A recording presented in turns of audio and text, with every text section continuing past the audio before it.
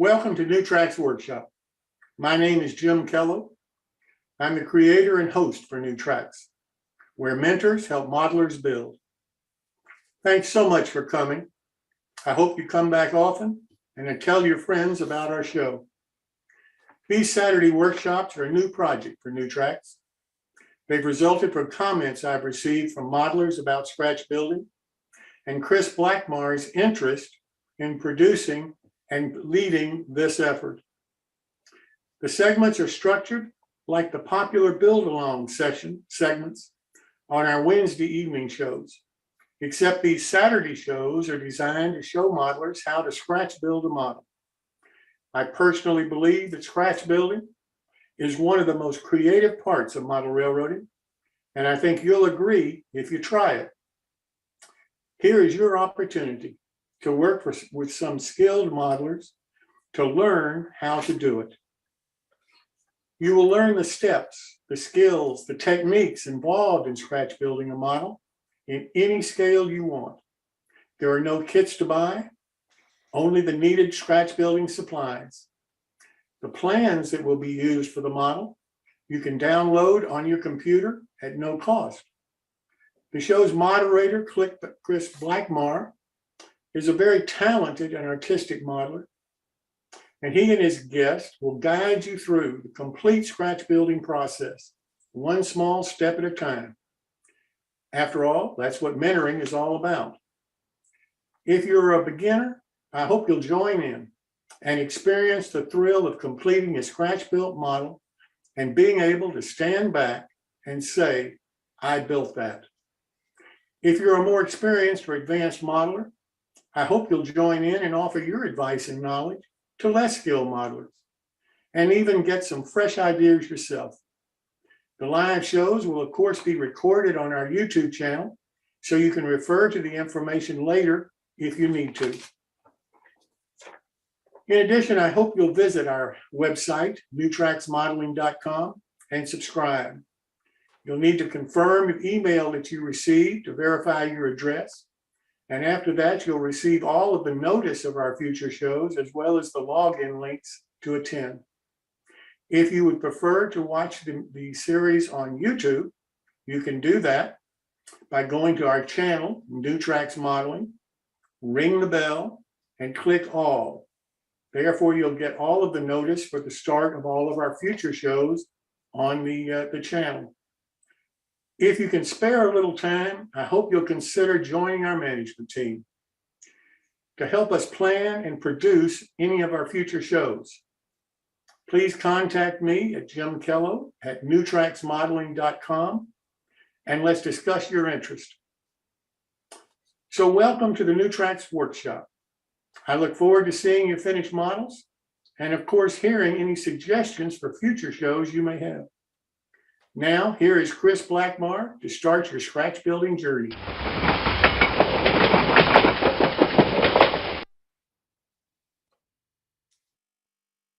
Good afternoon. I am not Kris Blackmarr. My name is Jim Kello. I have some sad news to pass on to everybody. Kris is in the hospital today. He was taken ill last Wednesday, I believe, and he's been in the hospital since then. Because of that, this is the last Saturday show that New Tracks will be doing. The reason for it is Kris is unable to continue to moderate the shows, and I have not been able to find someone else that has the time and the dedication to take over for Kris. We all wish Kris speedy return. We all wish him the best of luck to get over his illness. And I would like to suggest that we have a moment of silence for Kris to encourage him to get well quick and to return to modeling and return to all of us.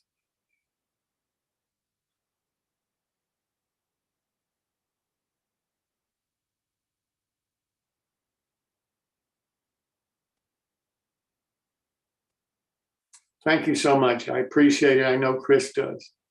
I talked to Kris probably around 40 minutes, hour ago, and he wanted me to share with you how much he has enjoyed doing the show, how much he appreciates the help of everybody that viewed the show, that participated on the show, that answered questions, that made comments, that in any way was a part of the show.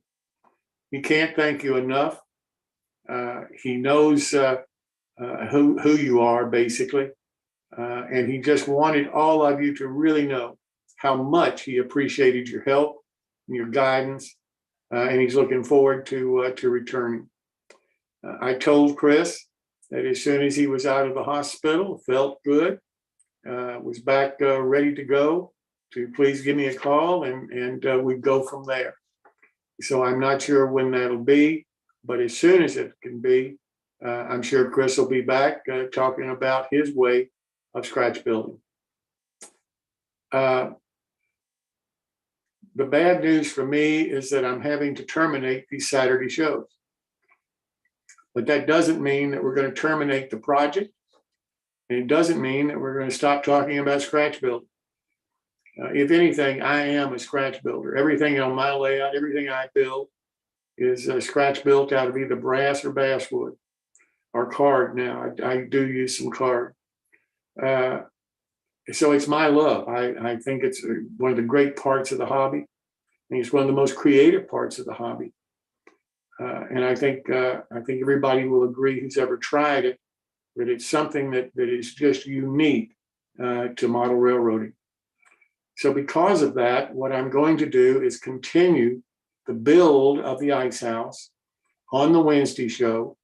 I've asked Rich Wolfanger, who's been helping Kris along the way up to this point on the Saturday show, to be responsible for the completion of this project on our Wednesday shows.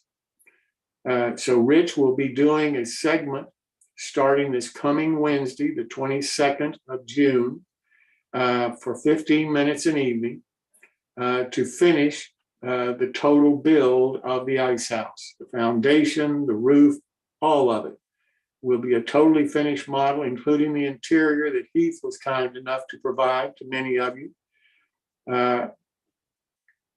Rich is responsible now for the completion of the model.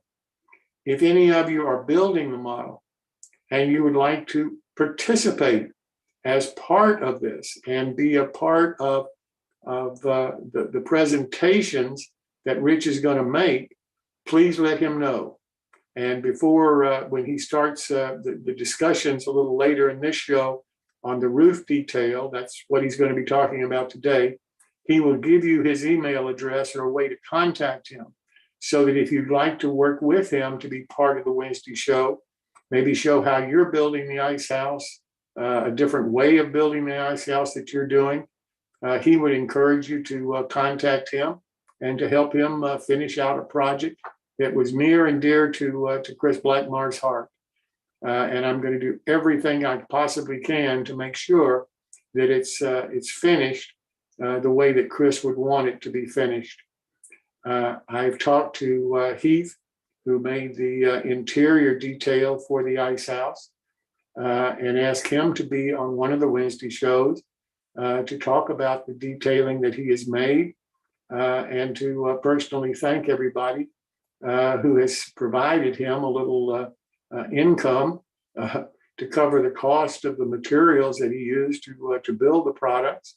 He asked me to tell you not to do it anymore, and I told him, I said, I'm going to encourage him to keep doing it. Heath, I think you need to be reimbursed. You don't need to just do it for free for everybody.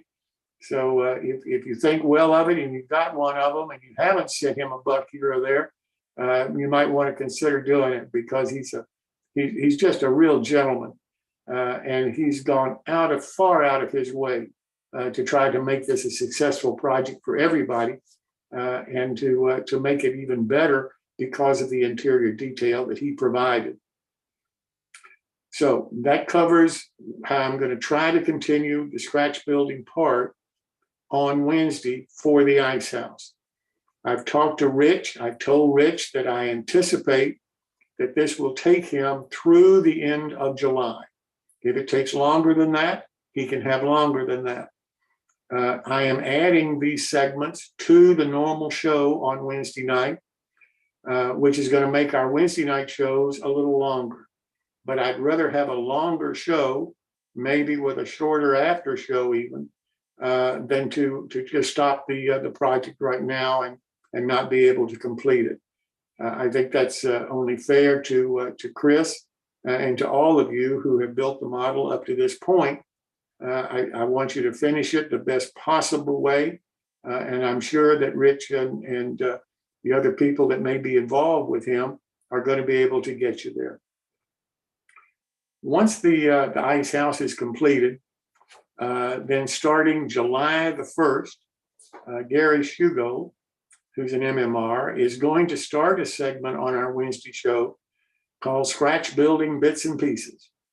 It's going to be a lot like the quick tips that you've seen Bob Farquhar and Paul Thompson do on the Wednesday shows, but it's going to deal with scratch building and all different kinds of materials and all different kinds of ways that you can incorporate scratch building into whatever else you're doing, whatever kit you're building, whatever model that you just bought off the shelf and are using. There's always a place for some scratch building, I find, on any model that anybody has. And that's what Gary's show is going to be all about. Then I have, starting in January, I have two modelers. Tom Farrell, who is an OM30 modeler, is a scratch builder, a 100% scratch builder. He's building a new layout, and he's going to start a series on scratch building a layout. And it's going to be called The Art of Scratch Building a Layout. Everything on it that he does is going to be scratch built.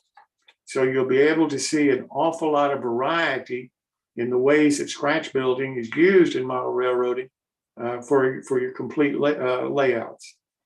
And then I have Bob Davidson, who's going to start a series the 4th of January next year on jigs and ways of making parts for your scratch building projects. So we're going to start with those two areas of scratch building.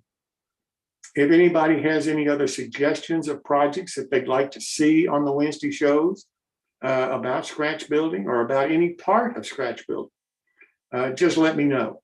My email is jimkellow, JIMKELLOW, 2 L's, at newtracksmodeling.com.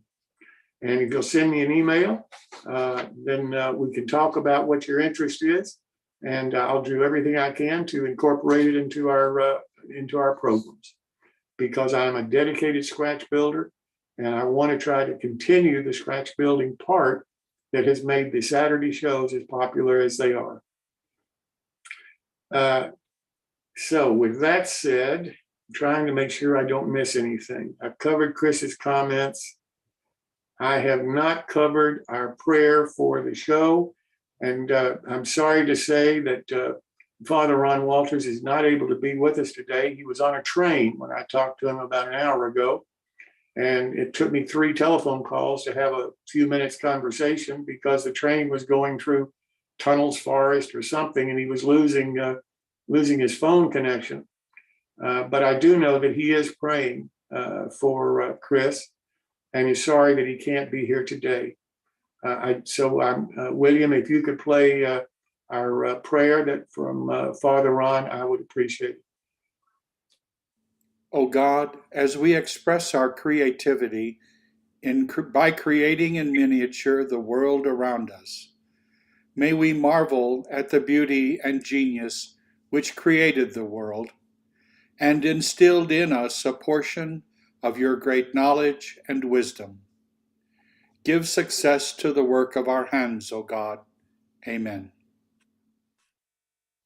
Father Ron, thank you so very much, and I wish you a safe trip. For today's show, we're going to have 2 special segments.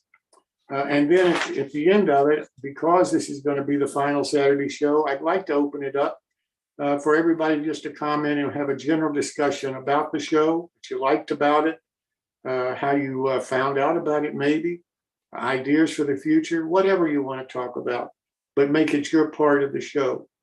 So I'd like now to turn to Rich Wolfhanger, who is going to fill in for Kris.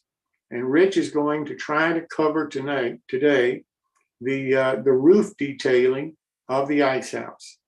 So Rich, I will turn it over to you, sir. Thank you, Jim.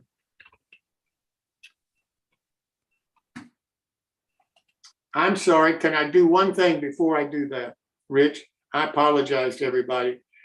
I forgot that I promised another person an opportunity to talk on the show, and I do want to get him in.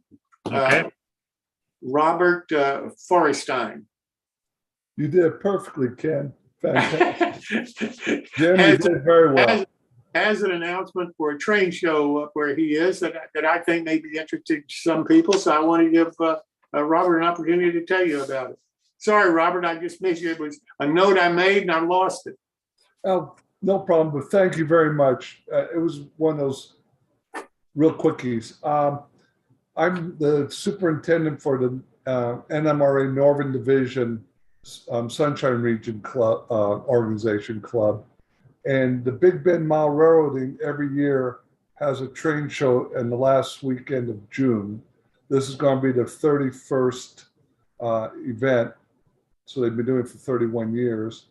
I put it on the chat boxes June 25th and 26th at the Florida Fairgrounds in Tallahassee.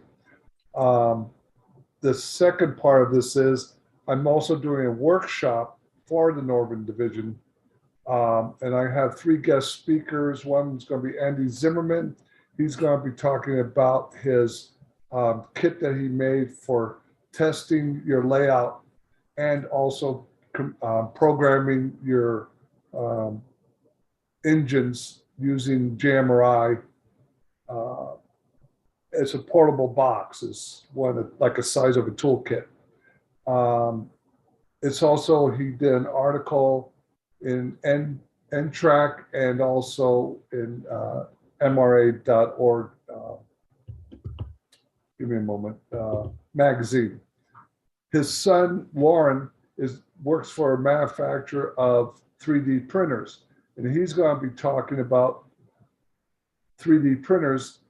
Not all 3D printers do everything, so he will talk on what to look for your specific needs, and which type of printers to look at, from the cheap ones to the more expensive ones. And then I also have Lawrence Eggreen, and I never pronounced his name right, Jim, either. He's out of Jacksonville. He's going to talk about DCC++ EK, another way of running trains and programming them other than using Arduino. So it's going to be exciting times for that information. Thank you for letting me talk about NMRA again, and let's get back to what everybody here is for. Fantastic, Robert. I do appreciate. I had to get Robert in. I belong to the Sunshine. I don't belong to the region. I'm a member of the NMRA. I live in the Sunshine region. I don't belong to the region anymore. But I have all the respect in the world for the people that are doing the region's work down here, and I wanted to make sure that Robert got a chance to talk about his train show and about what they're doing up there in his part of the state. So thank you, Robert. Oh, Ken, one thing also, anybody that's listening, if you need something to be put in the NMRA calendar, even though you're not a NMRA member, you're having some sort of train show or event or club meeting or something, send me, I'll put my email address in there. I do the national calendar, so I'm always looking to post stuff in there. So feel free to do that. Well, why don't you post our Wednesday night and Thursday night shows in that calendar? I think that'd be great. I will be glad to do that. That would be I great. I don't know about the Thursday night show, so send me the information. I'll be glad to do it. I know about Wednesday, but I don't know about Thursdays.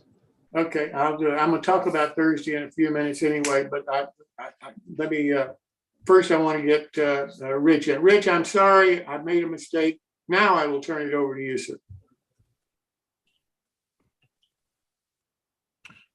Thank you, Jim. I'm ready to begin. If Will can bring up some pictures, we can begin. Okay, this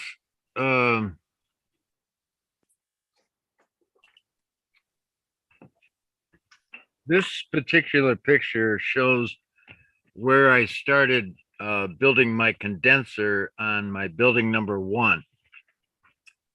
If you people look in the chats, wait a minute.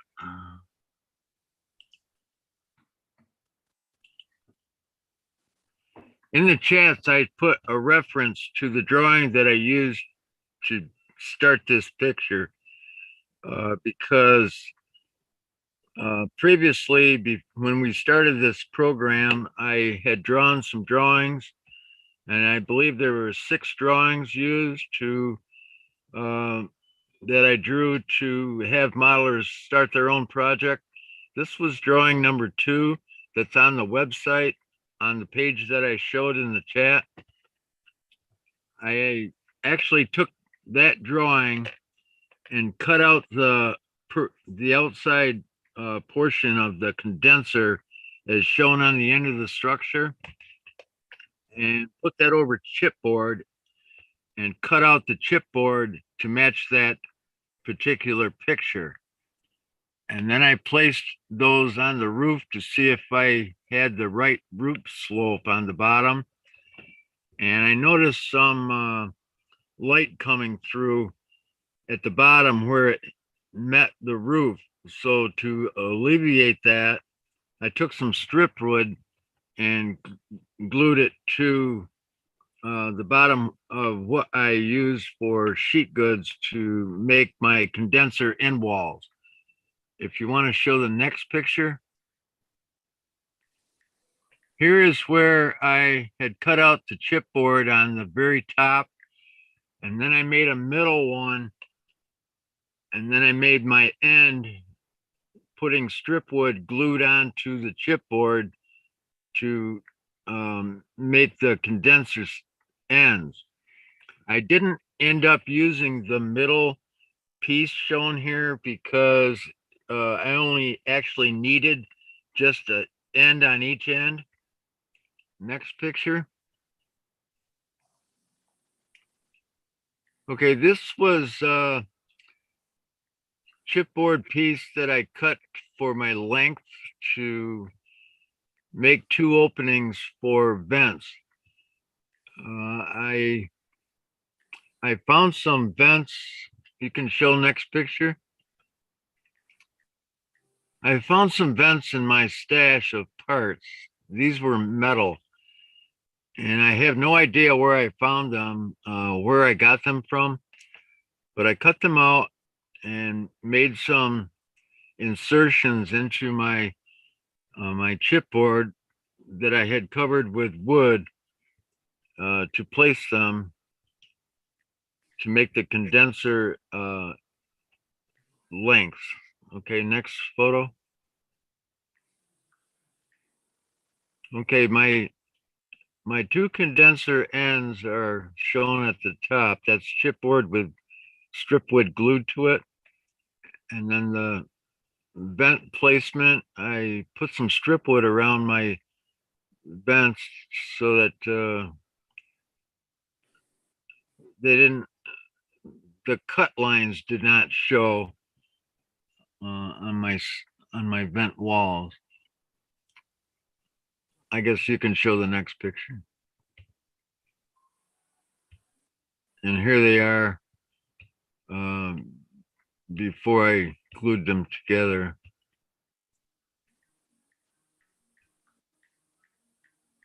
Those metal pieces were primed, and you can see the scratches on there where the primer had come off, and then I ended up painting them later. Next photo. Okay, here's just placing it on the roof, and you can see that the one closest to you in the picture has light coming through that. That was before I put some strip wood underneath that to cover that up. As you can see here, this is my roof. I did board and batten on my roofing, and I placed 3 pieces of angle strip wood that I got from Northeastern Scale Models on there for the roof peak. Over on the left side of that drawing or picture, you can see where I stopped my battens, because that's where the base of my tank will sit, and I didn't want the tank wood showing above my battens. I wanted it glued down to the lower portion on the board roof itself. So that's why I cut across those battens to facilitate that. And then on the right side, you can see a small portion of where that tank will sit. That's where the posts will go vertical up for the base of my my water tank platform. If you guys got any questions about this, you can ask. I just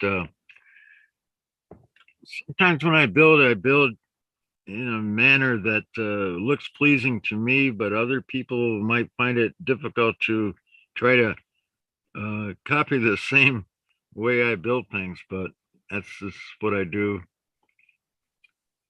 Next photo. Okay, this is you can see my completed platform, but this platform was made similar to one that I saw when someone built a fine scale miniatures water tank and platform kit. The platform basically is easy to reproduce if you had to make one. Basically, all I do is I'll take 6x6 scale strip wood using for vertical posts and cut them on a bevel, because that they have to match your slope of your roof line. It's basically a cut and trial method, you know. I mean, if you find that you're not cutting it exactly right, you could always go back later and recut it again, but get it so that the top of the platform is level across.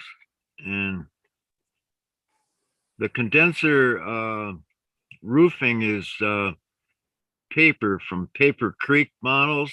I can't take the credit for the rusting of that top material, because that's the way that paper is when you buy those shingles. And those shingles are no longer made. I had a bunch of those in my stock, and I've saved them for purposes such as this. I find it difficult when you take corrugated metal roofing to be able to prime that and rust it up with powders and such. So sometimes Paper Creek shingles like this come in handy. This type of corrugated metal simulated paper works for me, so I put it on here. And that tank, I will show in a few minutes how I constructed that water tank. I think it turned out pretty well. The bands on it are thread that's been rubbed by weathering powders and paint. And basically that's it was made from a paper tubing that I cut a piece off, and it's 6 feet in depth, height, covered with strip wood on top and around the sides. And I'll show how I made that in a few moments. That freight door at the bottom in this picture is my slider that I showed previously on some other shows. I'm actually not done with the roofing on this building yet, because I want to add some maybe rusty corrugated metal on top of some of those battens. I like the way that corrugated metal, rusted panels look over board and batten, and maybe I want to add some weathered tissue paper, like it roof had leaked, maybe eventually. Shows that I like to model decrepit buildings, but this particular model depends on how long it has been made, when it was made, and how it looks after a roof is repaired.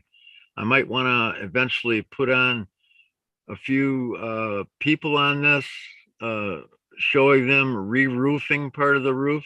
I don't know what I plan on doing with this yet, but we'll soon find out. Next photo. This is just showing the end. My platform, I had put on some nuts, bolts, and washers on this, but at HO scale, they're difficult to see. If you could zoom in a little bit more, maybe you might see them.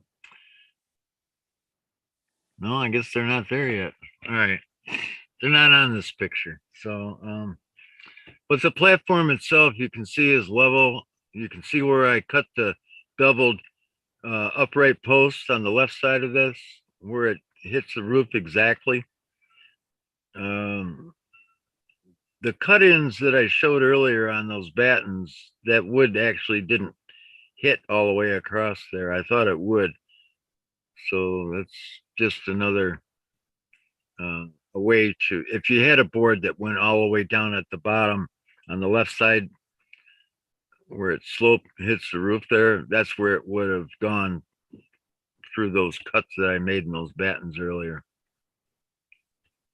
Okay, we'll probably be showing the actual tank construction in the next few minutes.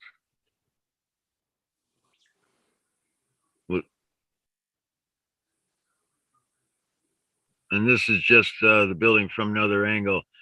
Originally, you can see this building roof has a greenish effect to this.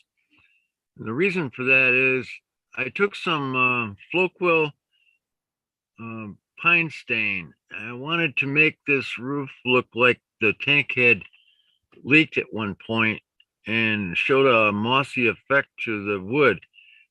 Actually, after I painted it with that, it turned out okay, but it turned it too green.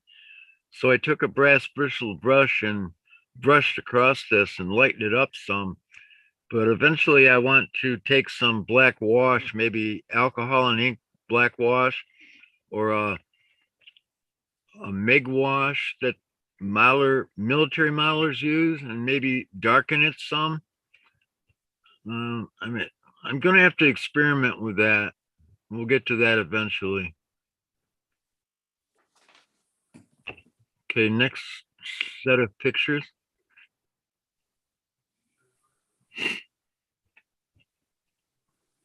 Okay, just give me a second.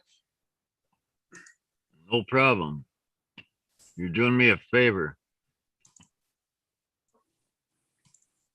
Rich, I have a question. It's Pat. On the tank, did you have a vent there, or is that what that was, or is it supposed to be a filler pipe on the top of the? That filler. Oh, the top. That's the overflow pipe. Okay. I think most of those tanks had a filler pipe, which is the long pipe that I put on that, and then there's a overflow pipe at the top. I'm not sure exactly how that is. Maybe someone else can explain that better than I can, but I know that most tanks have that overflow pipe. Maybe it just somehow vents it. I've seen it on most tanks constructed, but okay, this particular picture shows the piece of paper tubing that I cut 6 feet high and it's placed on its edge just to show that it's a paper tube. You can see the seam in the inner side of that. And then I cut 2 pieces of flat chipboard rounds to glue on the ends of this. And the wood showing here is the I think they're 2x6s that I use to glue onto the sides vertically to begin construction of my tank. Next photo.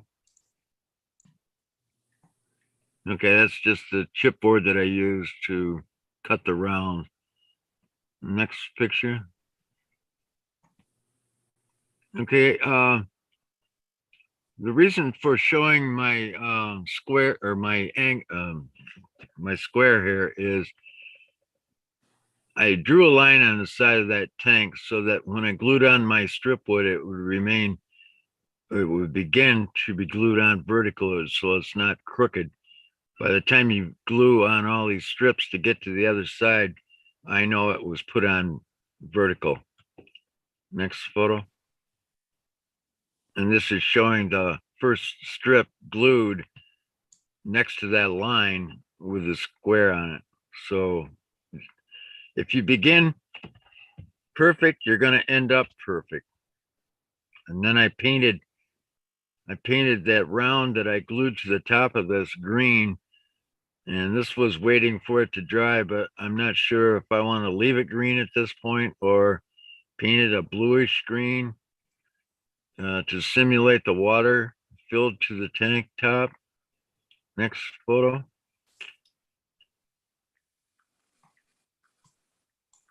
Okay, here I have completed gluing on my vertical boards, and I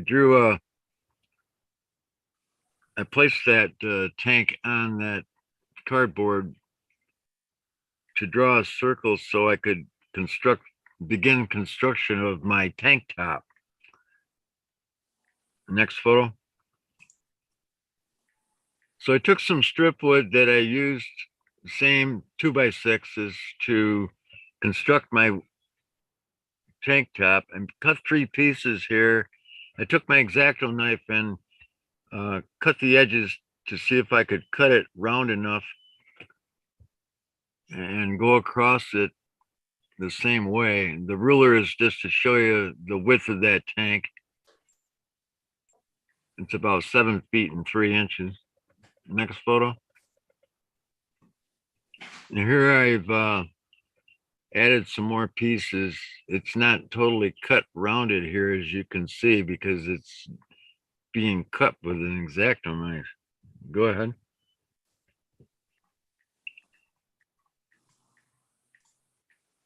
Okay, and then at this point, I needed an extra little piece at the top of this. Next photo. Okay, this is, I believe, the bottom of that shown on this photo, and I inverted my tank and placed it on the boards that I glued together for my top. I wanted to see how much extra I would have to cut off of this so that the top of the tank was in line with the edges of the tank if you tip it back over. Go ahead. Okay. The tank shown here has had 7 pieces of thread glued to it, and after looking at it, I thought I had too many attached to this, because in real life I don't think you'd have that many strands of straps. The top of the tank, I decided to glue on a piece of metal that was simulated wood there to appear as a tank opening. I cut out a piece of that strip wood across the tank and placed a board on it, because when this eventually gets put on top of my tank, it'll appear that the top of it had deteriorated somewhat, and there's a plank for a guy to walk across. I thought it was kind of a neat detail to use. You can go to the next one. And here it is placed on the tank. I think it turned out pretty well. What do you guys think? I think it's a great idea. Never even thought of that. Well, thank you. I appreciate that. But I think after this, I took off a few of these strands because in real life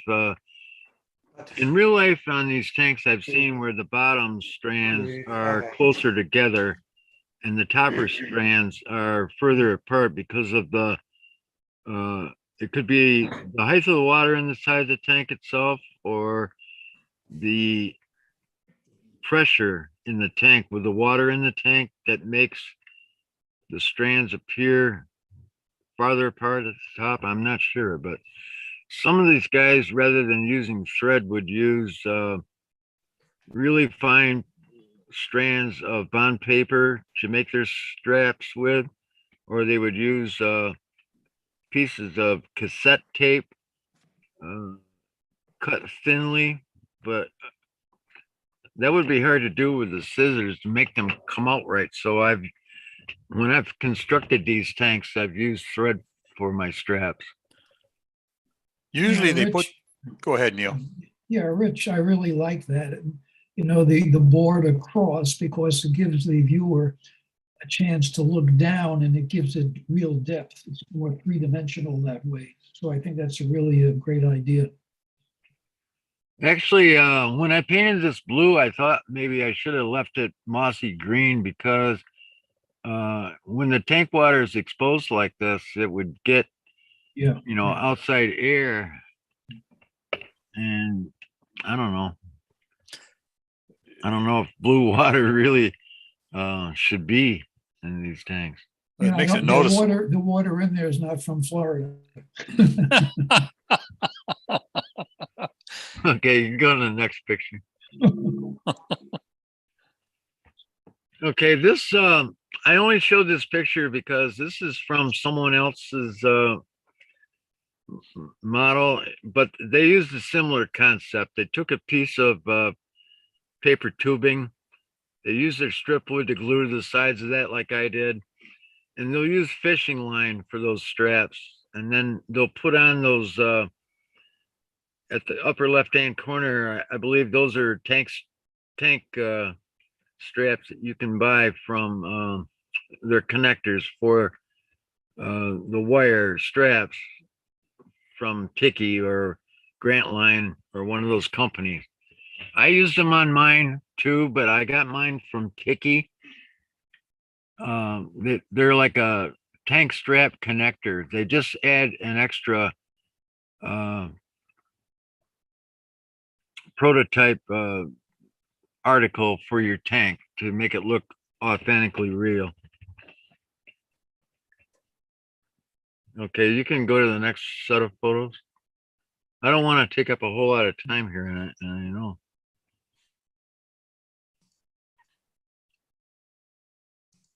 Yeah, Rich, have you ever tried painting fishing line? No, I've never really used a fishing line, to tell you the truth. It's pretty difficult to do, and it probably would chip a lot unless there's a secret that we don't know. Okay, this was getting back to that platform where I was constructing this, and you can see I double cutted that upright post on the left, and I just glued a square with my, I'll call them floor joists. It's actually tank support floor joists to the top of those. And I placed that level on there just to make sure it was going to remain level when I was completed.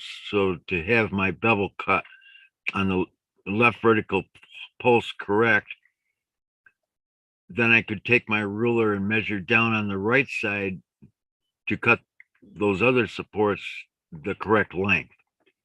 That's why I showed this level here. It's just an easy way to do it to make sure that you're level when you're done. And the square on there is just to support holding down the chipboard roof because it was going to pop up if I didn't and then it would throw my level out of kilter. So I needed a heavy weight here. Next picture. Okay, this was the other side of that tank after I got my right verticals glued on. I added these extra boards to support the tank platform, and I have planned on adding a few more of those support lengths of wood here to facilitate the building of the rest of the next photo. If I can interrupt just for a second, David Edgerly on YouTube mentions that there is black fishing line that you can buy. I've never heard of that. Is there a link for that he could put in the chat? David, if you can put a link for us in the chat, I'll pass it on to everyone.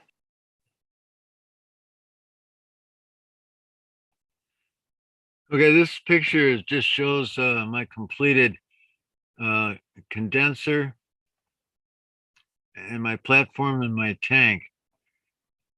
I would like to mention that long post that you see at the right side of my tank, which goes through a hole in my roof, is my filler pipe.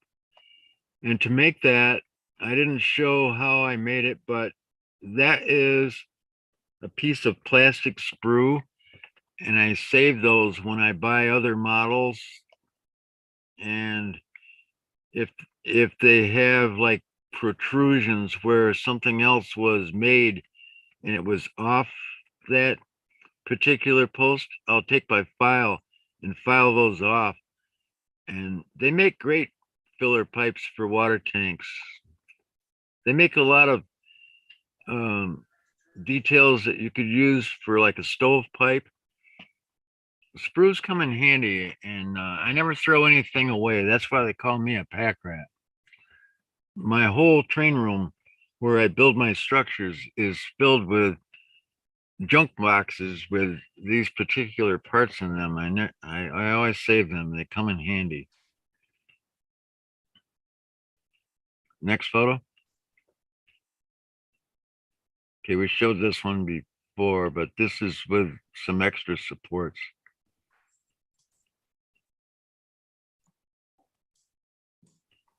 And we showed that. Do you have other photos that I sent?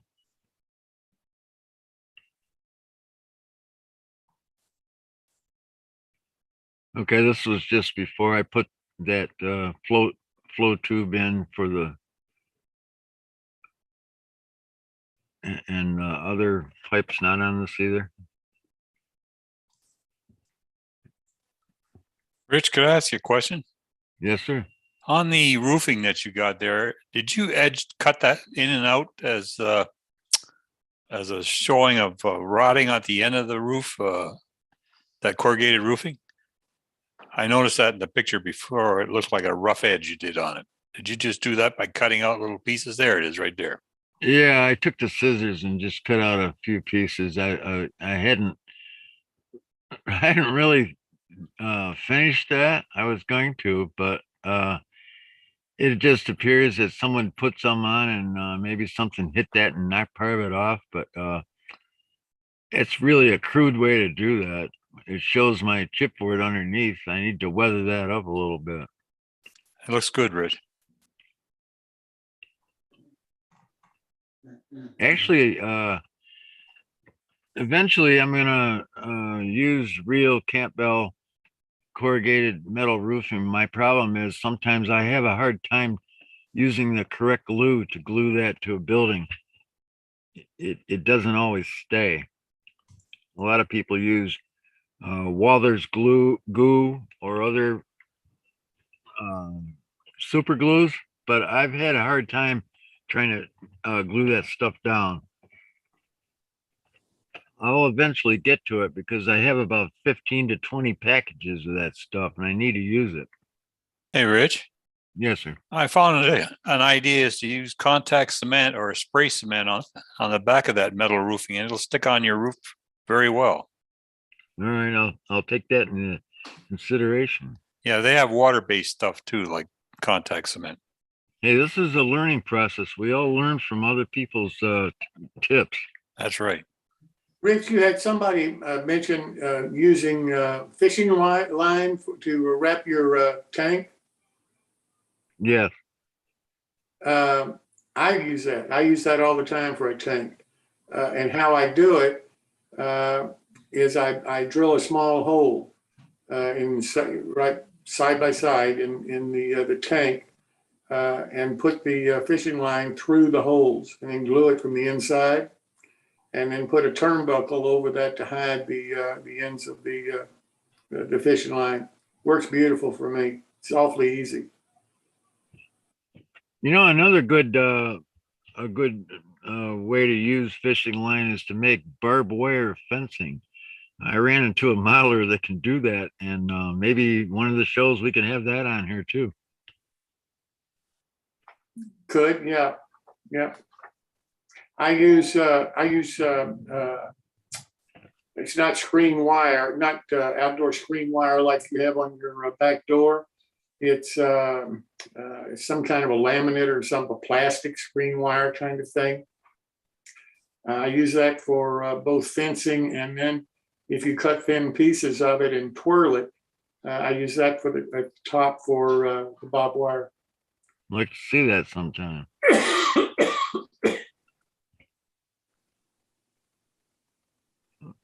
Okay, Will, do you have another set of photos that I sent this morning? Nope, that was it. How about you, Pat?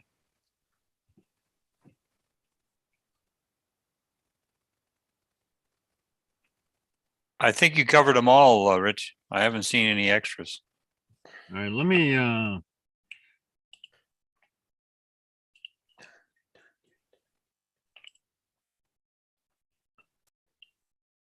right.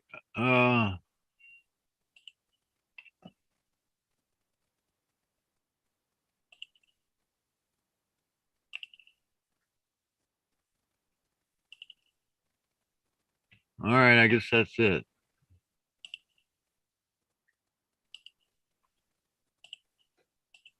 Okay, that was it for my pictures for today, Jim, but So that pretty well covers in the roof detail, Rich? it does for me because I haven't gotten to the point where I want to put on some piping. I wanted to put some piping from my condenser down to the roof because that should be there. I haven't been able to construct that yet. And maybe you can do that and show it Wednesday night. Now, for everybody that may have been coming in late, starting this Wednesday, the 22nd of June, Rich will be continuing this build of the ice house on our normal Wednesday evening shows. They're Wednesday, they're live on Zoom as well as live stream to YouTube. You get to them the same way as you get to this show, either with Zoom or YouTube. If you're subscribed to either our website or to our YouTube channel, and Rich will be finishing this project out, 15-minute segments a night until it's finished. And we anticipate that may take until the end of July, maybe into August, to finish this project. But it will be totally finished. And Rich, I think you did a beautiful job tonight. And maybe you can show us the piping and everything when you continue it on Wednesday.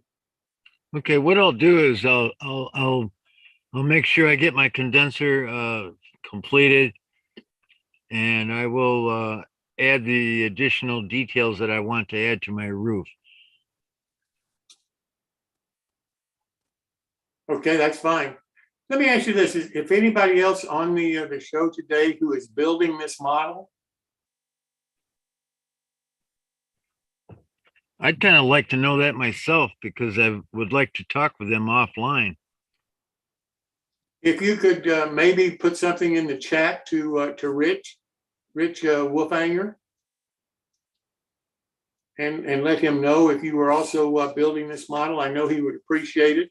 And Rich, if you could put your email address or a way for people to contact you later, if they see the video later and they'd like to contact you, because we do want to make sure that everybody gets all their questions answered and that we have successfully completed this project on our Wednesday shows starting June the 22nd. I put my email in the chats at the beginning of this show, but I will add it again. Okay. Does anybody have any questions about what Rich covered today?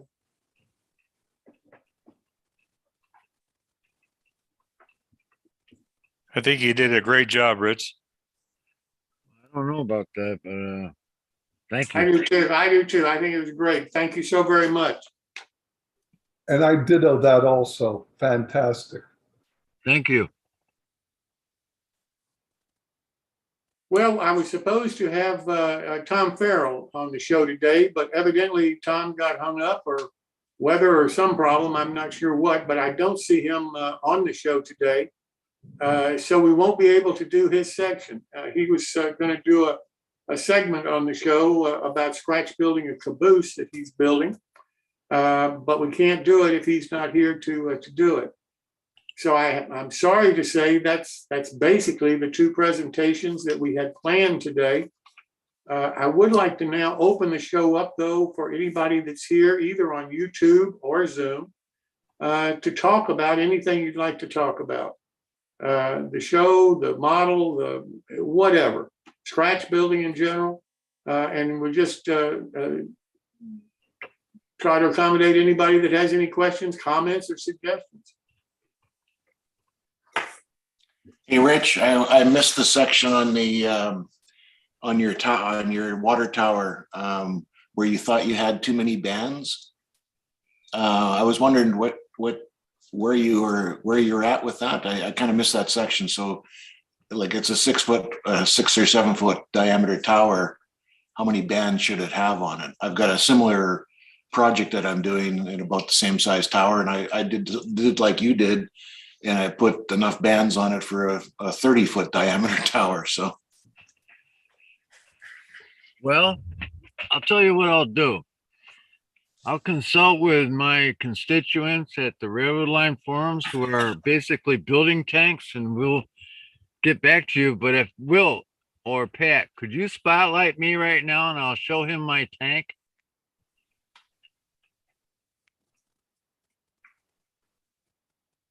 You'll have to activate your camera. It's on. Oh, I'm sorry.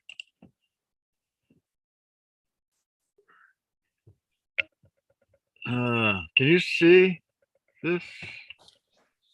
a little bit blurry, but yeah. Oh yeah, there we go.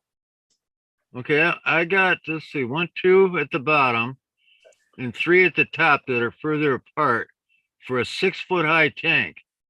Yeah, that seems reasonable, actually. Now, the other side of this has a patch on there. and it's Rich, you'll have to move to your right more. riveted. Yeah. Move to your right more. Let's see. Now? I Yeah, can't. but you have to move, all of you has to move over, otherwise you get that blue screen effect. Now raise it just a little. Yeah, 'cause Closer?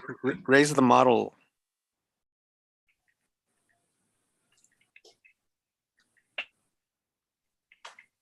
Jeez, that's ridiculous.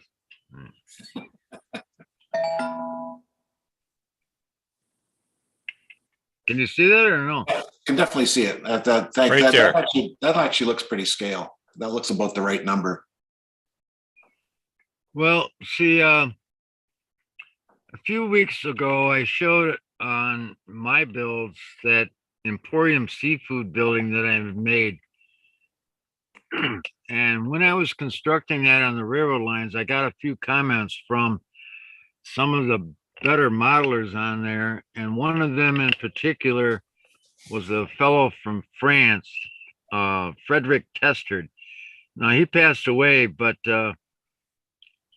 he was an expert modeler, and I had too many bands on my tank. So after they removed them, they said it was perfect. Now I would show you a screen of that picture. I don't have it currently on my computer, but I can email you some pictures that will show what I'm trying to explain. Okay. If you could give me your email or send me an email using my email in the chats, just send me an email and I'll send you back some pictures. Okay, will do. I got your email there. The reason I ask is I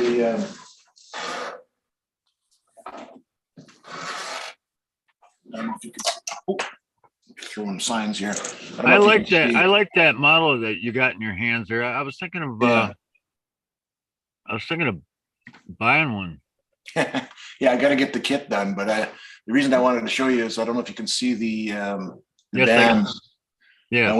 I only went with 4 bands on this. I should have spaced them a little bit differently, but of course it's HO and that'd be about 6 feet in diameter. So How tall is that tank? the tank would be about 7/8 of an inch, so almost 7 feet. I was gonna say 8. Yeah, might be closer to 8 feet. I think I can't quite remember.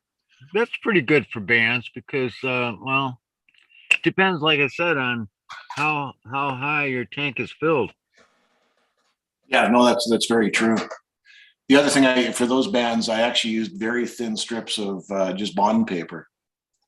That's So good. I cut the strips as thin as I could, maybe 50, as thin as you can cut with a nice sharp X-Acto.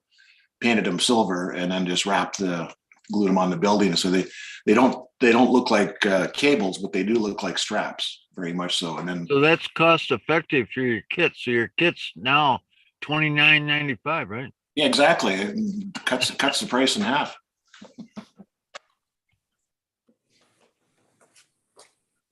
Normally you would put your tank bands closer together at the bottom because of the fact that there's more pressure from the water at the bottom of your tank.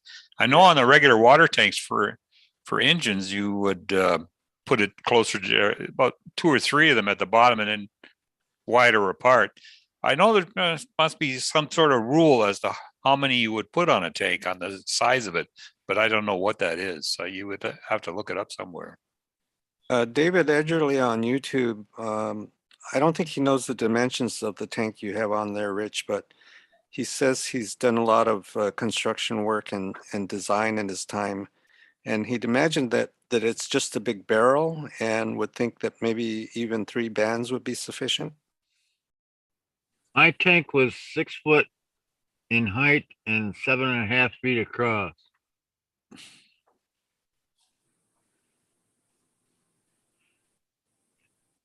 The drawing that was originally introduced by Kris for this from Todd Gamble, which is on the Railroad New Tracks modeling website, that blue drawing showed a tank that was squattier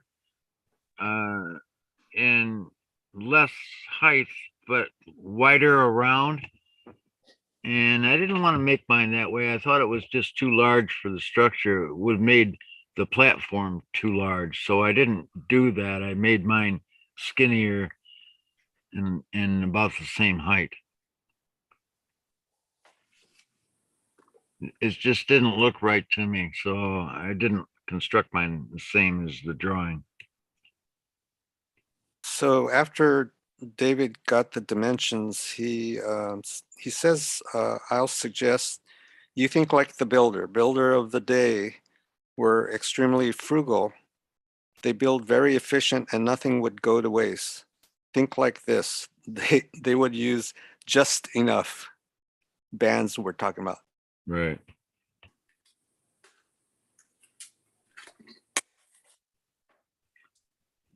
The only other different band configurations I've seen on tanks are from kits made by Fine Scale Miniatures or South River Model Works or other kit manufacturers.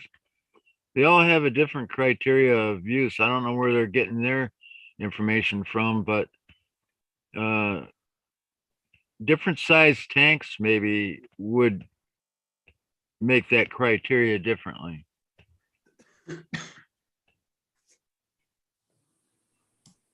Each has his own preference. I mean, you're building something and it looks good to you. In Yeah. real life, there must be a formula for that somewhere, Rich, I would think. I'll have to check into that.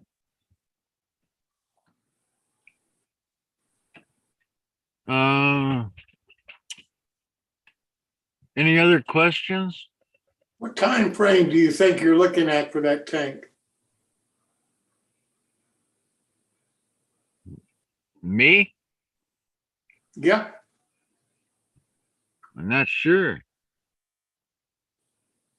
I mean, late 1800s, 1950. I mean, Maybe 1910 to 1930. I think the gentleman on YouTube that talked about the frugality back in that period of time, I think he may be really onto something.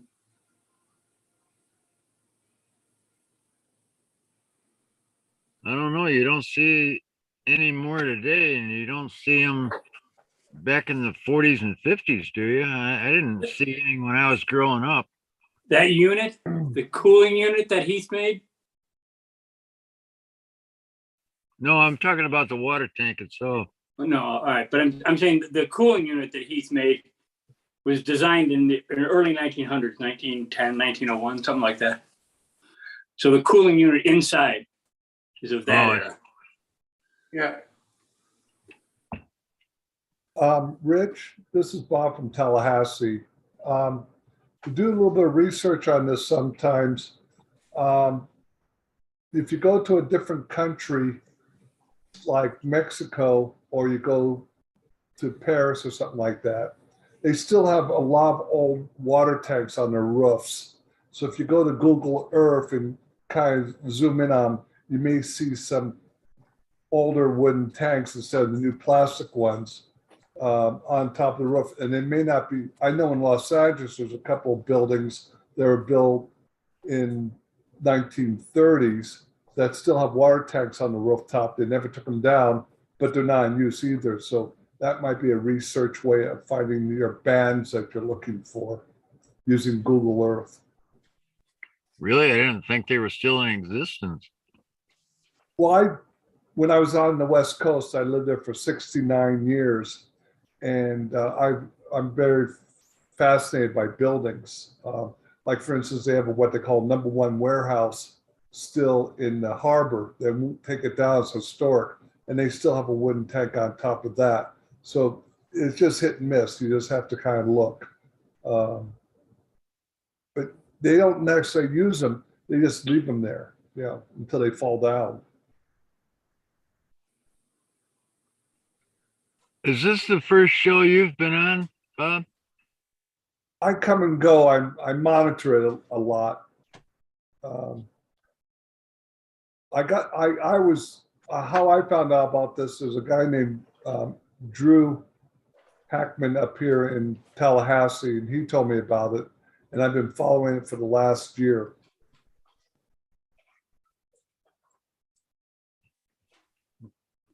Have you seen other pictures of what I constructed or no? No, this is the first time. I gotta look you up and find out what you do and all that. But I'm very fascinated with this whole group. I'm very excited about it. I'm glad.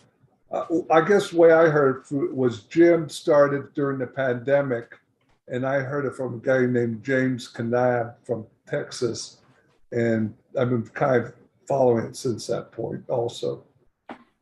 Very good. In fact, back in those days, Robert and I used to attend sometimes the Scottish divisions NMRA digital meet. You remember that, Robert? Yes. That's the first time I met the current NMRA president. I didn't realize that. Oh yeah, that was it. he was super of that division, and he sent out an email to some people, and he wanted to make that division the first digital division in the NMRA.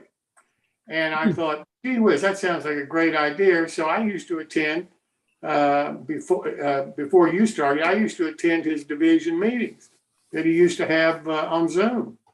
And then I saw you on, I know one or two of them, I can't remember which, but that's the first time that I met Gordon.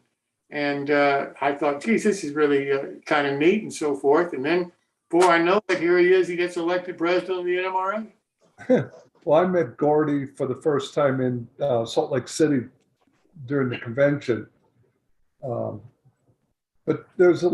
I'm telling you something, I like your group very much here, and you got a lot of talented people here. So. Well, we do, and you know that's a blessing from one standpoint, and I hear from other people that it could be a problem from another, because I've had people say, you know, we don't want to participate because we don't have the skills that a lot of the people that we see on the show have, and I try to not be judgmental about anybody or negative in any way. I hope that we start getting a lot more of the people who want to learn the skills that the people on the show obviously can help them learn. Well, that's just it. People are timid. And any modeler is timid. I can tell you that for sure from, you know, who I come up. I just bring out the good in everybody and just say, hey, let's do it. Don't worry about it. Yeah, so.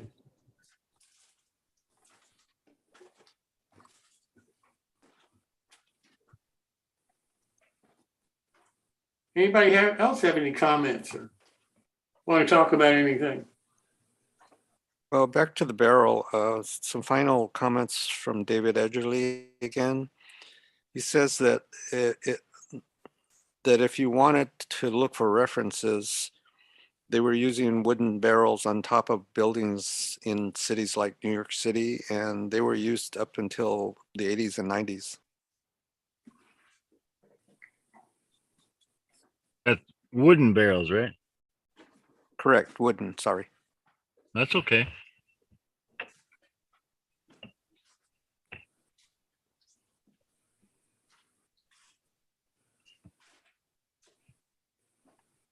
Richard,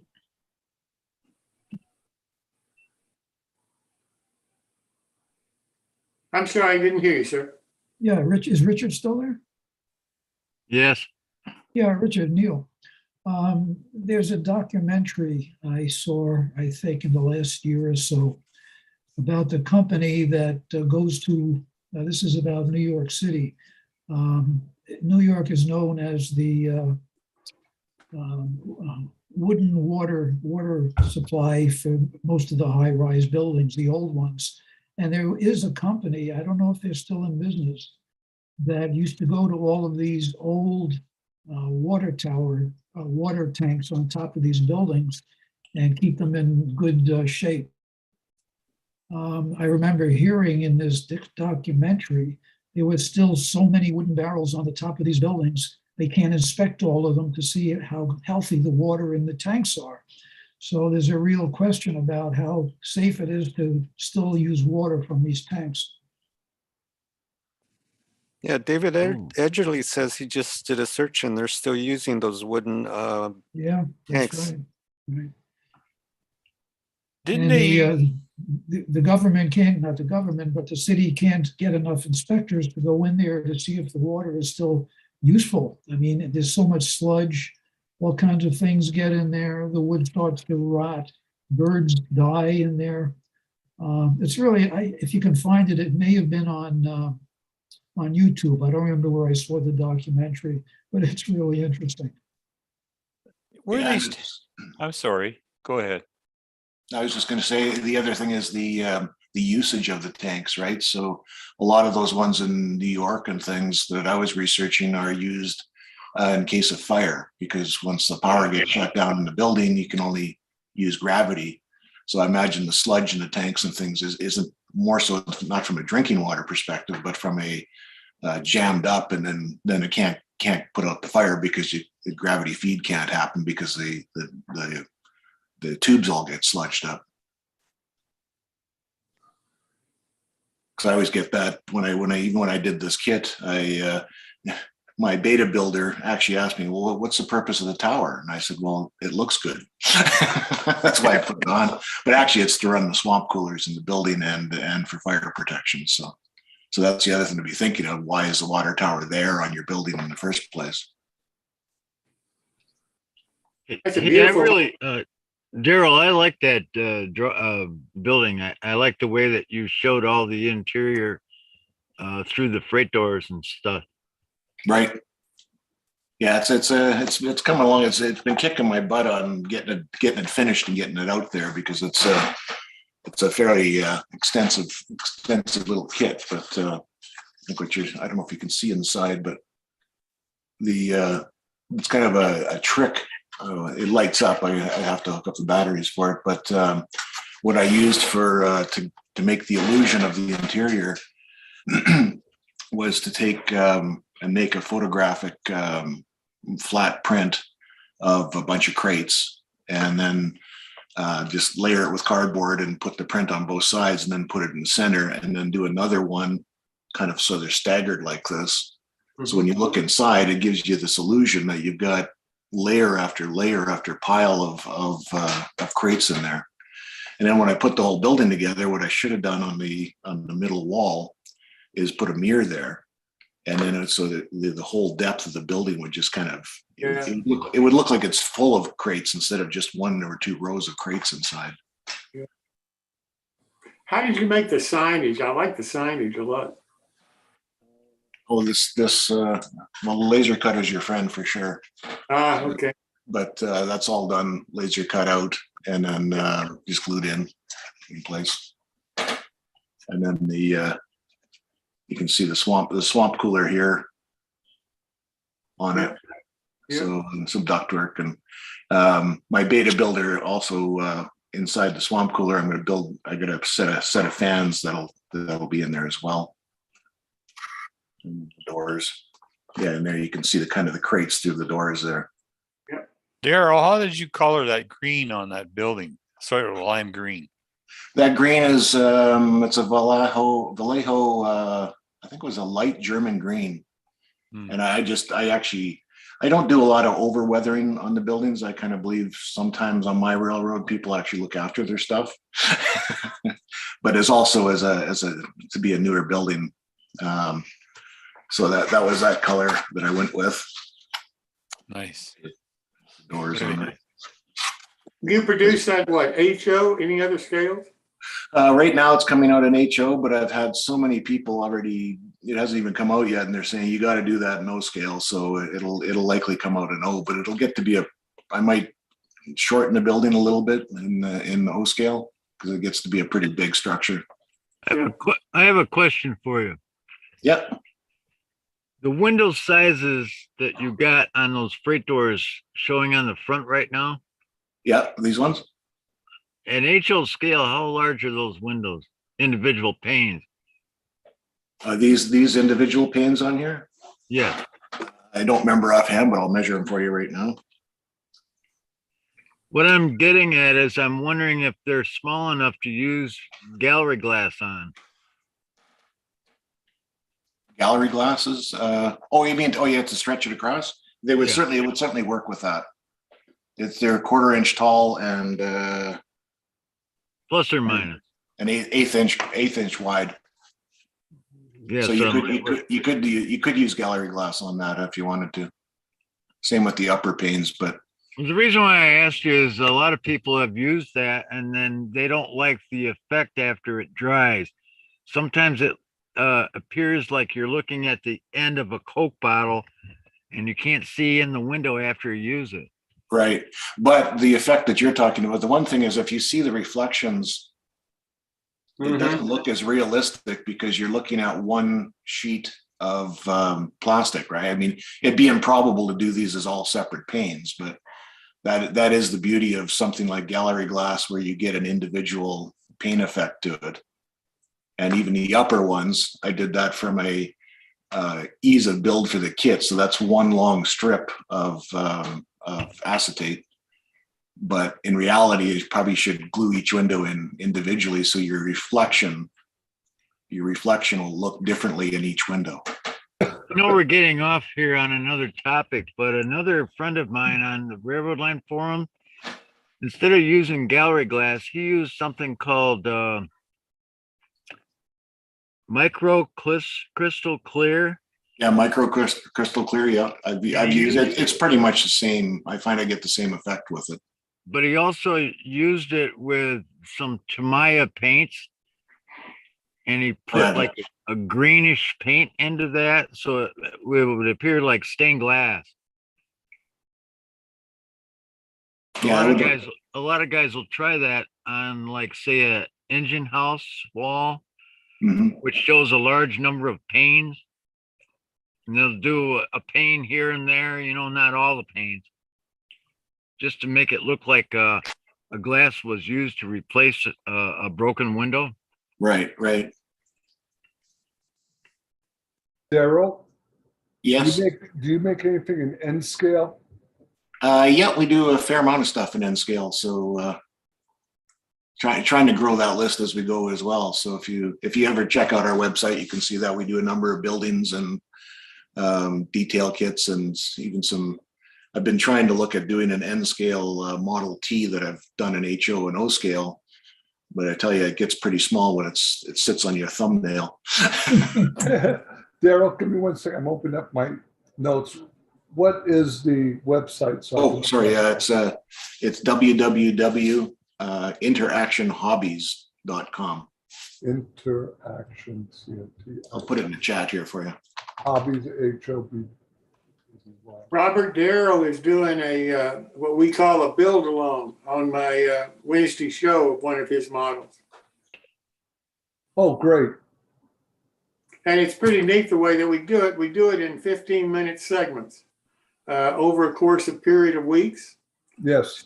So that people who may not have built a model for quite a while or may want to learn some new skills, they can kind of take one small bite at a time each week until they get the information they need, and then they can keep building, and they'll have a week to do that part of it before Daryl starts the next.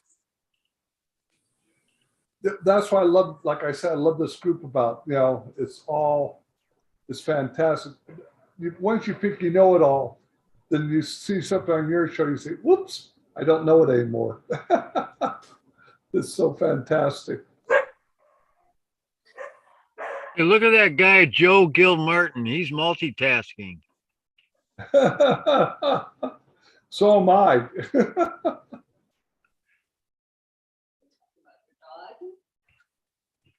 It looks like he's actually getting something done. Slow but sure. What are you building? I'm building a freight car that's turned into a workman's hut. Is it kit or scratch? No, it's scratch built. Fantastic.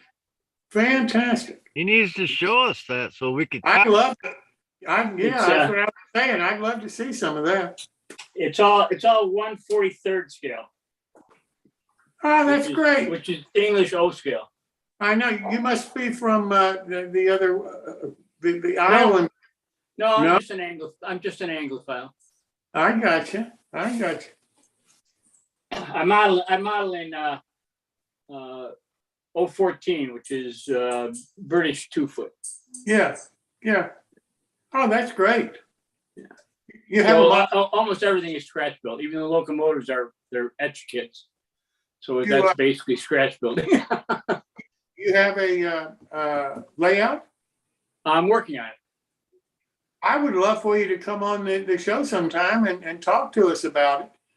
Because there's not a lot of people over here that understand the scale that you're building to and why that scale and so forth, and to see some of the models, and particularly the locomotives.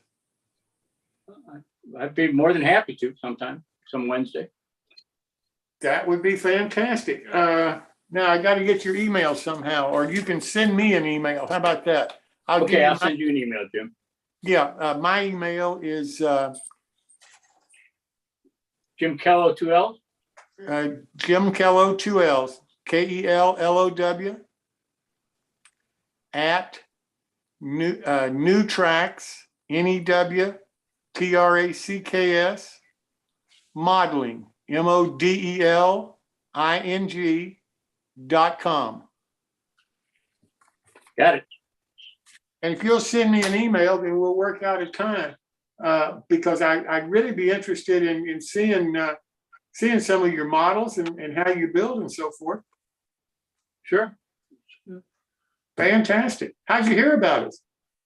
I don't remember some other, either a different podcast or a website or something. I'm not sure how. You mean somebody's talking about us? That's great news. Somebody out there. Thanks. He's been here before, Jim. It's just he didn't tell us what he was making before. He's been hiding, huh? Yeah, I've got one of Heath's O-scale ice machines. How you like it? Well, it's a beautiful thing. I just have to design an ice house now. I got you. I got you. Well, Hey, you know, Pat is using his as a freight load on a flat car. Oh, really? Yeah. Yeah, right. my railroad, my layout, it takes place in a Caribbean island. So the ice house is very important. You got sugar cane? Yeah, sugarcane and guano, Yep. mostly. Fantastic. Hey, Jim, I have a question for you. When you paint your ice machine, do you think that type of resin that was used on that needs any special preparation before you prime it, paint it, or whatever you plan on doing with it? Because I'm gonna prime it with acrylic primers with an airbrush, because I think that'll have the least effect on the resin itself. So if I used an automotive primer, it probably wouldn't be good. I don't know, but I think it would be safer to prime with acrylic. Yeah, because I asked that question on another forum site, and the answer I got back was similar to yours, because they mentioned that the enamel primers may melt the resin. It depends on what type of resin was used to make that print. Yeah, and it's very fragile. It's a very, very fragile print. Because I have not been able to get back to the guy that made those yet. He's very busy, and we may have him on the next coming Wednesday show if you want to meet him, because he gave those prints to all of us for free. Yeah, I know. I sent him a little something, but you know. Just for info, the resin prints that I've primed, I've used primers from AK, and they're lacquer based from the smell anyway, and they have no effect whatsoever on the resin prints. And I'm assuming that what Heath did is it's a standard UV resin. Okay, that's great to know, Will. Thank you very much. Kris and I had that conversation a couple days ago, and he wanted me to find out what I would do with painting them. So one of the things I did was I sent an email off to the gentleman that has a company called Rusty Rails, and he said he uses automotive primer on his, and it turns out okay. Well, I've used automotive primer on other resin kits too. I just didn't know what this material was, and it's so fragile. I just didn't want to take a chance on destroying it. One thing he told me though that most people do with these resins are they'll soak them in at least 91% alcohol to remove any oils from your fingers. Oh yeah, and then paint them. But he says he never uses soap and water to clean them at all. Just alcohol and then let it dry. Joe, can you? For like 15 minutes and then let it dry. Joe, can you tell me how to spell your last name? GIL Martin. How do you spell it? How you pronounce it? Gil Martin. Gil Martin, got it. Got it. Well, listen, can we stop this conversation a minute? Because I know that Tom Farrell just arrived and I'd like to introduce him to you. He's an exceptional scratch builder, building a new layout, and the whole layout's going to be scratch built. I can't wait for him to come on our Wednesday shows and do a regular feature for us about building his layout from scratch. But today, I've asked him to come on the show and show you and talk to you about the caboose that he is scratch building. So, Tom, welcome. Hey, thank you for the introduction. Sorry I'm late. No problem. Let me see if I can figure out how to get my PowerPoint on the screen here. Okay. You want to, I just need a minute to figure that out here. I'm on my phone. Let me talk about something else while you're trying to figure that out, if you don't mind. Yeah, just take me a minute here to sort this out. Yeah. I'll come right back to you. I don't know how many of you know this or not, but we have started a new tracks show on Thursday evening, once every 2 weeks on Thursday evening at 7 p.m. Eastern. The next one is going to be on July the 14th, and it's going to feature Lou Sassy with 3 of his friends, modeling friends. What the show is all about is showcasing individual modelers who are so involved in the hobby of model railroading, both as modelers, but also as contributors in some way or another, in addition to that, to the hobby of model railroading, to make it better for all of us, that it's become a lifetime experience. It's part of their lifestyle. And that certainly describes Lou Sassy. So on July the 14th is our next one with Lou. And we have some different people on then every 2 weeks after that. The shows are about an hour and 15 minutes. And they talk about the modeling that they do, how they do it, how they got involved in the hobby, what else they're doing with the hobby. And it's an opportunity to meet people in the early part of the 21st century that are really making a difference for our hobby. That's what the show is designed to do. So if you haven't seen one, we did one with Howard Zane last Thursday on the 16th of June. And we did one before that with Alan Littlefield on the 2nd of June. And those are the first 2 that we have done. So Lou will be the 3rd show that we've done. We have them scheduled now throughout the remainder of the year, of this year. So we're scheduling them now for 2023. So if you have a modeler that you've never met, that you'd like to meet and have an opportunity to chat with, because the only way you can view these shows is on YouTube. We have 5 people on the show itself, myself, the guest, and 3 friends of the guest. And anybody else can view it and participate in it by the chat function on YouTube, as well as watch the video of the shows later on. So if you haven't seen one yet or heard about it, I hope that you'll take a hard look and consider viewing those shows. If you haven't subscribed to our YouTube channel yet, it's our YouTube channel is New Tracks Modeling. Subscribe and click the bell, then you'll get notices of all of our future shows and who the modelers are that's going to be on. And with that said, Tom, I will turn it back over to you, sir. Yeah, having difficulty here, of course. Just hold on a moment. Okay. Just a moment. This is the built-in urgency detector. The more urgent the need, the less likely it's going to work.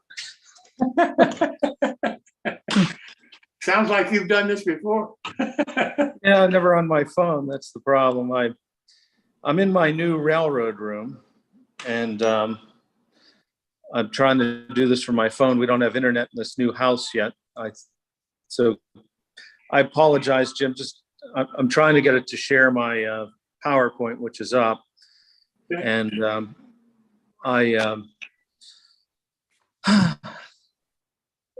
I just need a second here. I'm sorry. Just, it'd be easy on my home computer, but I'm not there. So, how about I ad lib here and show you what I have planned for my new layout? Yeah. That would be good. I can't see you though. Your camera's off.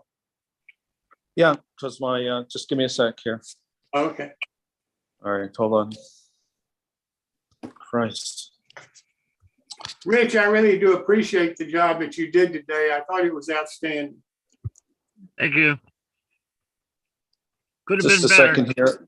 This is just not working. Jeez. My wife keeps bugging me. It's like a, hold on one second here. Sure. And seriously, Rich, you can, you know, on the Wednesday show coming up on the 22nd, that's when you can continue with your tubing and so forth to try to finish up whatever you want to talk about the roof. And then the following week, we can go into the other parts of it if you want to do it that way. I'll do what Kris did for you when he did the shows. I'll send you my schedule. Oh, that'll work. I will include in that schedule who will be presenting as well. That's good. It'll give me a couple days to contact them so Sure. that the show will run smoothly. Yeah, no problem. Just take your time. That's great.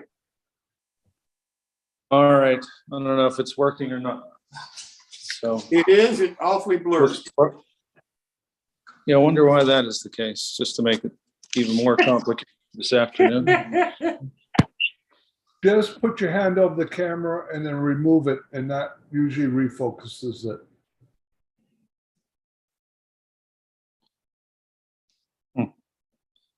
Why is this? Put your hand over. Yeah, and now Yeah. remove it. Now move it. Oh, it's on the, I know why, I know why. No, Hold you're on blur. It's on blur, yeah, hold on a moment. Oh my God. I'm gonna have a heart attack. Hold on a minute.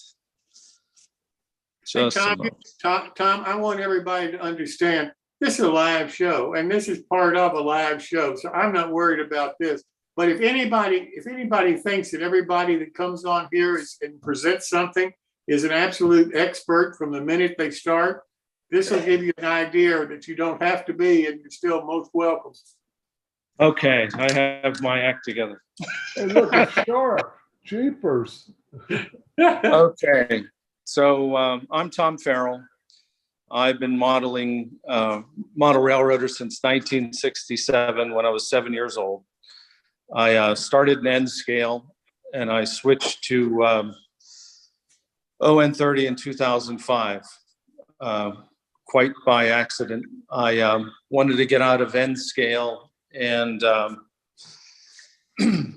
because I like to scratch build, and it was just too difficult in N gauge. So I ordered 2 Broadway limited HO locomotives and they were back ordered. And I said, well, let me try this ON30. It's HO scale track and it's O scale, be even easier to scratch build. And so that's how I got into the O scale hobby, ON30 scale. This is my new house and this is the new train room. It's 35 feet by 14 feet. We just had it painted. I just had a floor put in and I've been putting in these workbenches. These are all from IKEA. Looks like I bought the store out. And those are those are nice, heavy laminate or heavy butcher block tabletops. So this is going to be my scratch building world here. And this is going to be the layout room. I have the layout tentatively taped out. It's basically going to be a point-to-point with a return loop. So bear with me. This would be one return loop and the train would, or the tracks would 24 inches wide, just move down here, circle around. There'll be a divider here. This is a 4-foot section with a 2-foot span in between that would visual block between the two sides. And then all the way down here. I don't know if this is making sense to you folks. What do you think? Yep, yep. This little section right here is going to be one of the towns. This is going to be from the rustic buff and old Gothic. I saved a section of the rustic depot, which I could share a photo with. But basically, that's my train room, and we're in progress here. So I apologize, Jim. That's why I'm a little chaotic here. We're trying to move into this house, and time seems to slip by, you know? I understand. I understand. Don't worry about it. And were any of you recently at the show with Al Judy show in Harrisburg? No? Guess not. Okay. I actually have a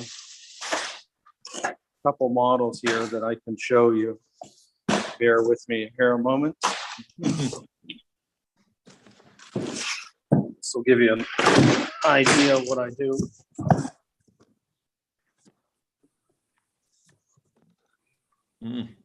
Just a moment.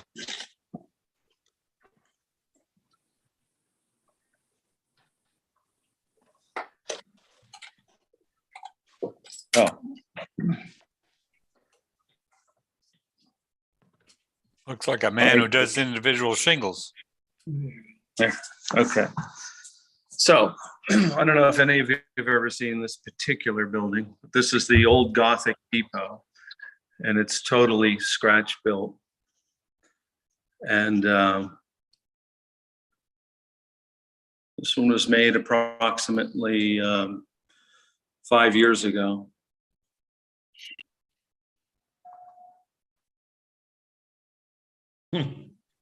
The depot itself was constructed of a plywood box, and then I laminated scale lumber on the outside. And if you can see the detail, I put nail holes in there. And it's detailed on all four sides. I'll get to the back in a moment. The roof are, I believe, old Campbell cedar shakes. That's the other part of the roof is plastic. Tom, what scale is this? This is O scale. I don't know if you can see the stonework, but it was done with a dental tool. I cast the plaster and hand carved the dental, or the rock with a dental tool. That's an HO scale, I think from Rick's Products tank, and then I ad-libbed all the piping. My stand tower looks like it got damaged in the shipping here. I'll have to fix this. This little sand pipe right here, this was 3D printed in pieces and then assembled. This is a Walther's Cyclone that I made into a tank for the sand tower, and then I made the sand tower. And then this is the drying house, the pump house. That's all just scale lumber and plastic roof.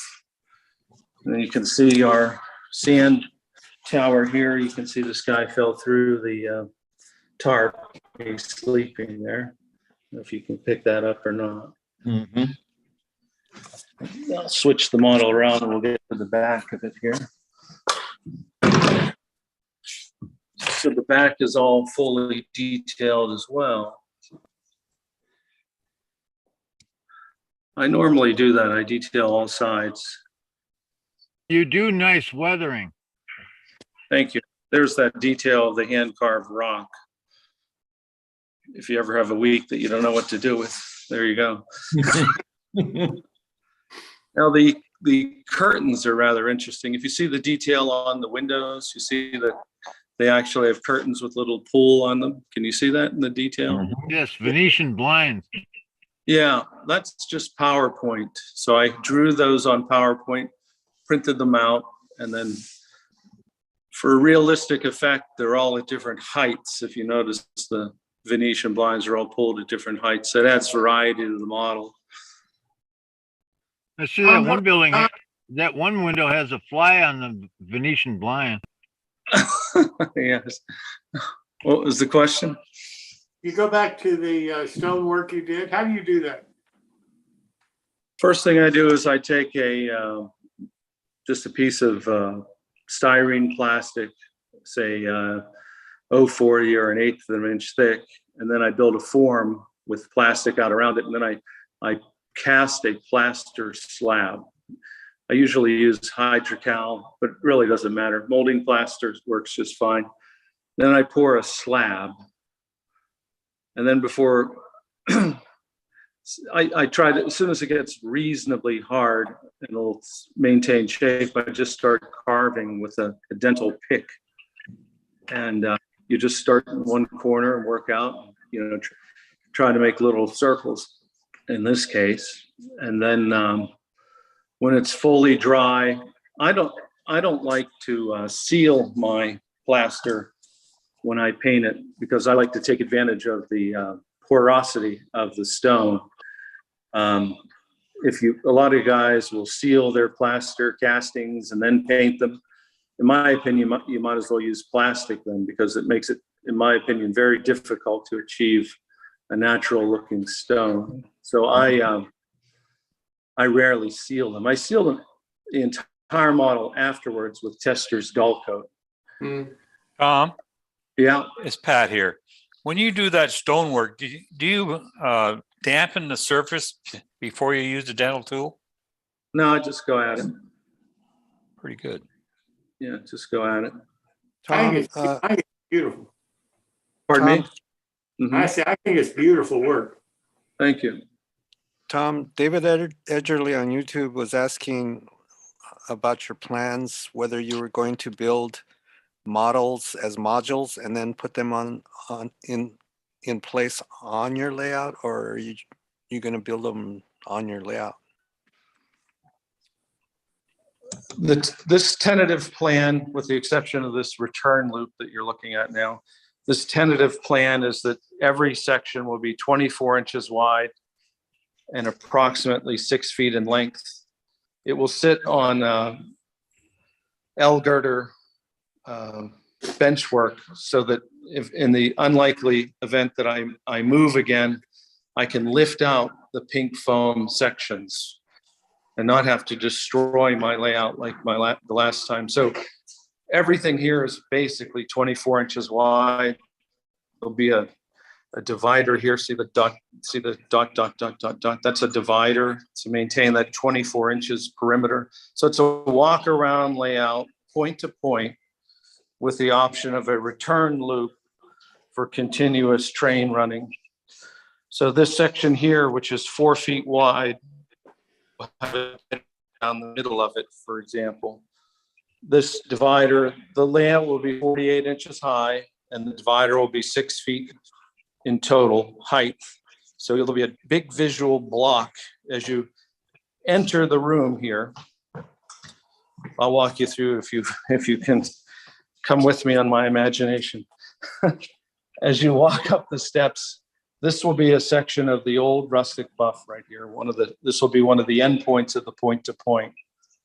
And as you pull out of the station, you're just running, you walk around, just walking. There'll be a big trestle here. And there's a picture divider here, so you can't see the other side of the layout. Never mind. It's 24 inches wide. Yeah, go ahead. Yeah. Oh, you had frozen for a bit, so I was going to have you just pause for a while. So 24 inches wide all the way around. And the return track will be hidden behind the backdrop here. So we have the appearances of being a point to point with the ability to run continuously. Now, how will it run continuously? I don't see that. Pardon me? How is it going to run on a continual loop? I don't see the loop. Be one loop here, right? Okay. Yep. And then picture dual tracks coming here. So now you're basically one track's hitting against the wall here. Okay. And when you come into this station here, you have the option to continue. You'll have a Y here. So when you come out of this point to point here, you can either continue to the left or you can return here. You can either So go to the point to point or just return right here. This is the other return. Where you got the Y, that gives you the option of being a circle. Where your finger is right now. Say that again. That's the circle that completes the continuous ring. Right here, yeah, where my hand keeps going. Yep. Yep. Okay. And That's neat. if you and I apologize, my PowerPoint wouldn't come up, but if you have a moment here and you don't mind, I'll open up another box and I'll show you another scratch build if we have time. That's up to you guys. Yeah. Yeah, we do. Tom, I think the original question about the model was, as far as the models themselves, the structures, are you going to be building them off the layout and then as scenes or as single structures and then putting them on the layout, or are you going to try to build them on the layout? All my structures are built on plywood. I have about 20, 25 of them now, scratch built structures. And I'll just place them on the layout as I move along here. You know, there's no, I don't build scenes, if that's what you're saying, and then put them on the layout normally. Does that make sense? I'm going to set the phone down just a second and pull this structure out. Okay. Yeah.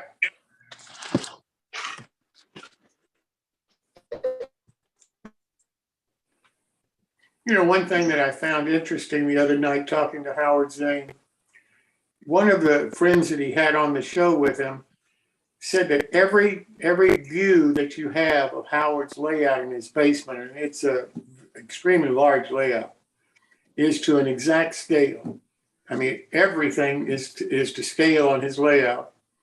And when Howard was talking about it, he finishes his buildings, whether they're foreground, background, whether you never see the back or not, every one of his structures that he builds looks exactly the same. He builds to the same standard of quality, whether you'll ever see the back of it or not.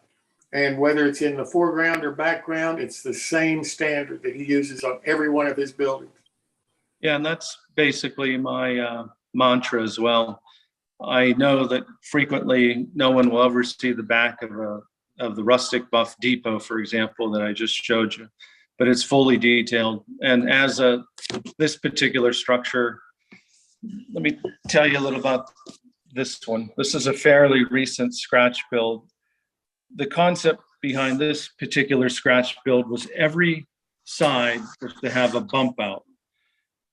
So I wanted to make an interesting looking structure that did not have a flat wall on it. That was the concept of this particular structure. So every wall has a bump out and some sort of visually interesting thing going on with it. This took an inordinate amount of time, this one. But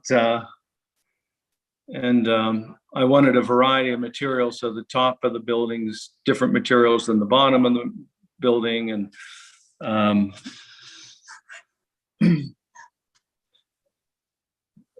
I think we're all old enough to know Sanford and Son, right? So this is one of the more interesting structures that I've built, in my opinion.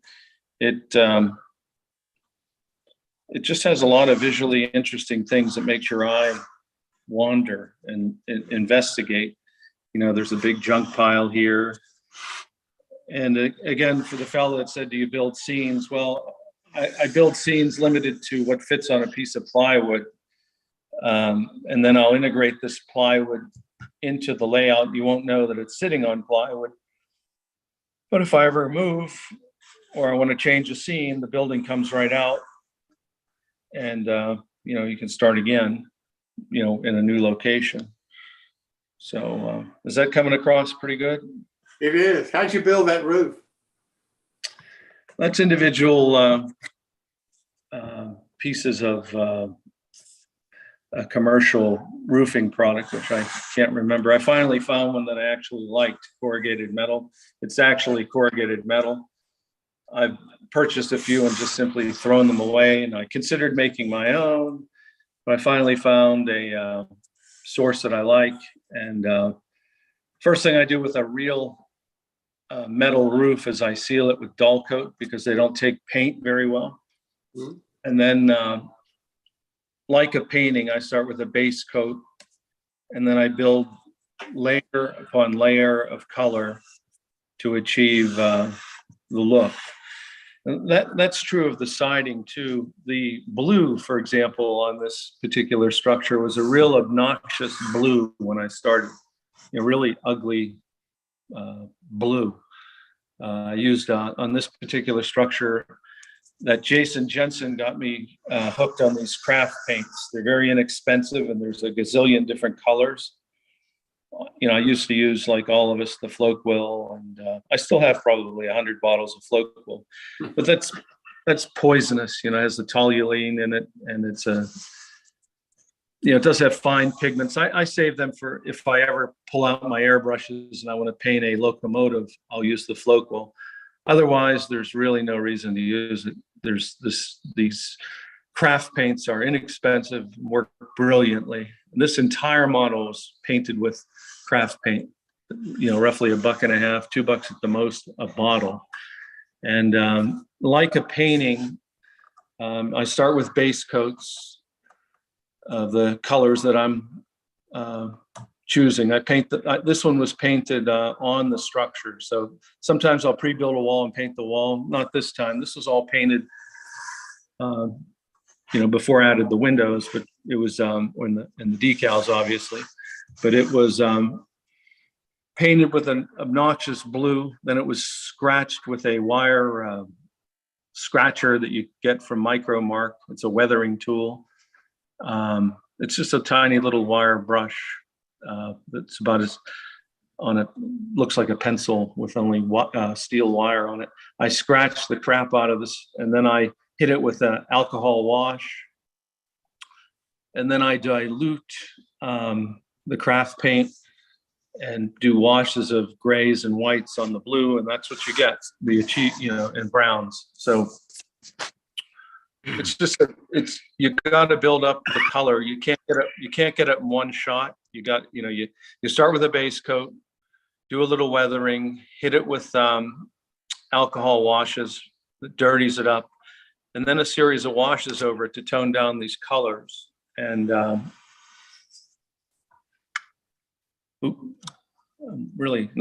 never gonna bring these structures again to a show. They get it all broken. So, Tom, your base coat, is it a darker or lighter? Lighter. It's usually you go from light to dark. Okay. Well, you can do either actually, but this case it was, I would say, bright to dark would be the best. And all my signs are just either PowerPoint or it's a broken piece. PowerPoint and just taken off the internet. So this is going to need repaired, this structure. Yeah, I'm not going to bring these anymore. Too much work in these things. There's a couple of things that visually interesting. If you see you're picking up the fronts, see how that wood is tore up like that. Yep. And there's real 2x6s for the framing here. If you see underneath, it's tough to see, but all my roofs, all my porches have authentic prototypical to some degree. Hey, Tom, I have a question for you. Uh-huh. That metal roofing on that little porch right there on Right the here. front, was Yeah. that corrugated copper roofing, or is that a different type of material on that? This is just a metal. I didn't try to make this one a copper roof. It's just a metal roof. No, kinda but what product was it? It's the same company that I bought this from, but I can't remember the name of it. But it's not K and it's not K&S copper, is it? I don't remember the name of it. There's only one that I like that makes roofing, and that may be it, actually. I bought some K&S copper roofing, and they say to use automotive primer on it. Yeah. You And can, then, that'll work too. and then you can use other things. But yeah, you have, the key is what you just said. You have to primer it, or paint just won't stick to it. You know, regular modeling paint. So there's a drunk guy. You know, I had a fellow visit my layout that's now destroyed, the rustic buff and old Gothic. He said, "All your people are either hobos or drunks." I said, "Yeah."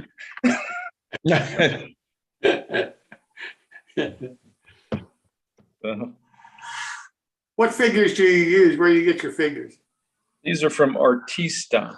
These are all powdered metal, or they're all cast, and they come pre-painted. Sometimes I'll paint pre-painted. Those are typically Grant Line or Tichy. I prefer Tichy because they have pre-cut acetate, which is, I just dread cutting that plastic for these windows. It's such a pain in the ass. And here's the fence, which has to be glued back on, but you know, I try to make them as authentic as possible, you know. It's great modeling. Just absolutely great modeling. And this particular structure had what appeared to be miles and miles of trim. That's a nice way to see all the white. It's gray trim. See how the gray trim outlines the entire building? Yeah. See, the trim is everywhere. This just gobbled up the trim because of all these bump outs. They all had to be trimmed out, you know. There's a couple secrets I use too. See this window that's boarded up? You know, rather than just show two windows, I show a window that's boarded up. It's just, the key is, and this building was all about establishing visual interest with an inquisitive eye. So every side has something that your eye wanders to and looks at. You know, like, what are those barrels doing there? You know, where does that ladder go?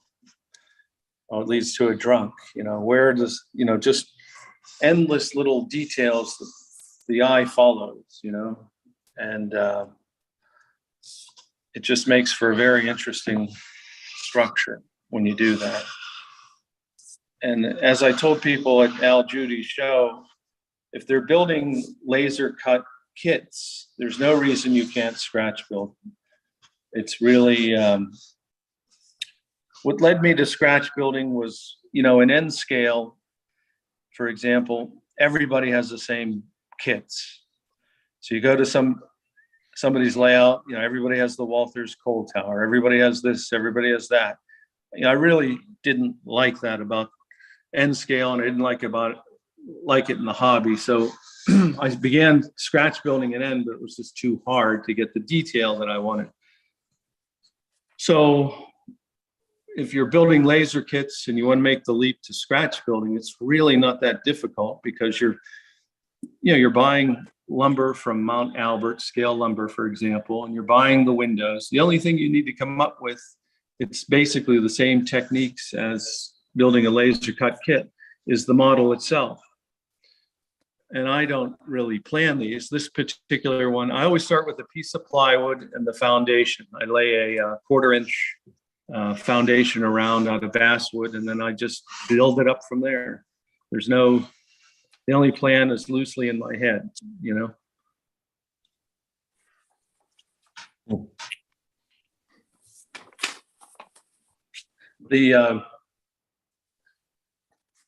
That was an original watercolor, and then I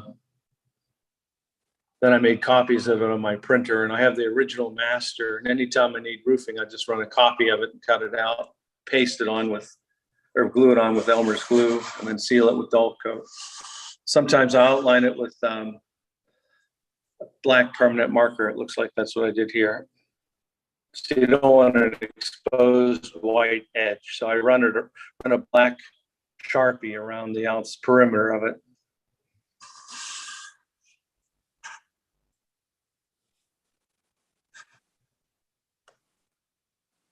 So, any other questions on that one? Tom, I got a question for you. How much total cost do you think you have in that bill? Not much. I don't know, maybe I'm just guessing the most, $25 to $50 max. Anybody know where you can buy a no-scale kit like that for $50? This kit, if you had to buy, if somebody made this kit, it'd be a $350 kit, easy. Yeah. That's the beauty of scratch building. Yeah, it's, for me, the driver isn't the cost. The driver's that's a secondary plus, I suppose. That it's the uniqueness. You know, if you have time, I'll open up another one and see if it's equally destroyed from shipping. Do you have a minute? I'll show another. Yeah, Tom, let me ask you something while you're opening the box. How did you design that model? Where did you get the inspiration? Right up. I just did it right out of my head. There was no design. Really. I just started with I start with a piece of plywood, and my inspiration goes up from there. I just say, well, I want a 2-story structure. I just have it in my head, as weird as that sounds, you know. I'm going to set the phone down a moment. Okay. You know, his answer is exactly the problem that I hear about why a lot of people don't scratch build. They say, I have no idea where to find the plan for the structure I want to build. Well, the plan is in your head in a lot of cases. And you pull it out and you go from there. It makes no difference where it makes no difference whether it's 100% prototypical of anything. And also, it's fun. Okay, this one looks like it survived. This was at the show. Let me see if I can get full screen here so I can see what I'm doing here. It'd be hard to tell if anybody damaged that one or not. Yeah. So this, I always wanted to do this. This is called Camp McCoy, named after my college roommate, just to bust his stones one more time. And this started with a Bachmann undercarriage. You know what I'm talking about? They sell those frames. Have you all seen those? Yep. So So can this you just- try shifting your phone sideways and see if what happens? Yeah. So I'll quit moving around. So there, can you see all that detail?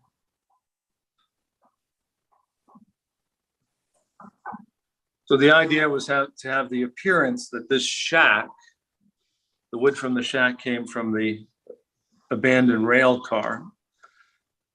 And all the hobos are happy and drunk. And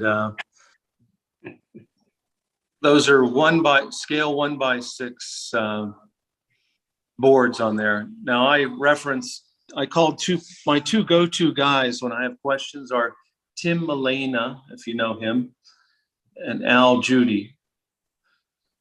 So I wasn't sure of what they use for rail car sidings, whether it was 2x6s, 1x6s, 1x8s, 2x8s. They both said 1x6s. So I constructed this with 1x6s from Mount Albert Lumber.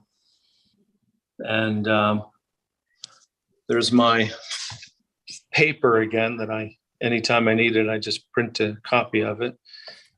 And this was a fun structure because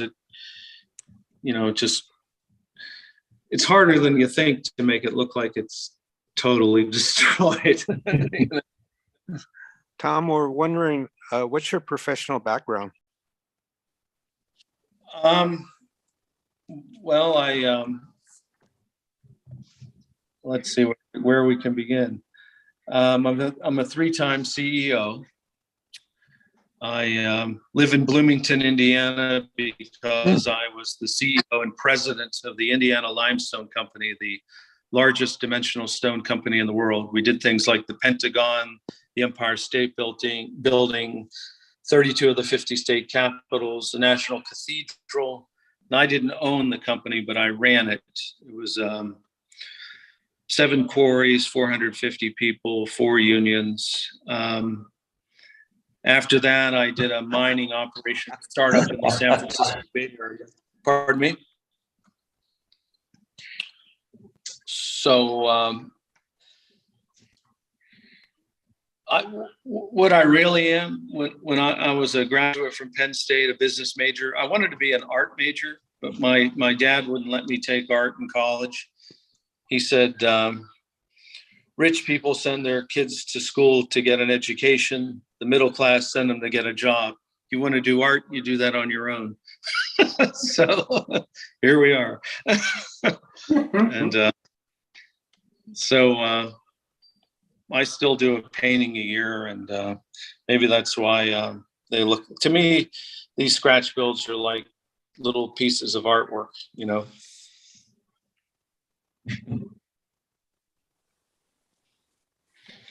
This, again, we talked about detailing the back. This is detailed on the back also, but all sides,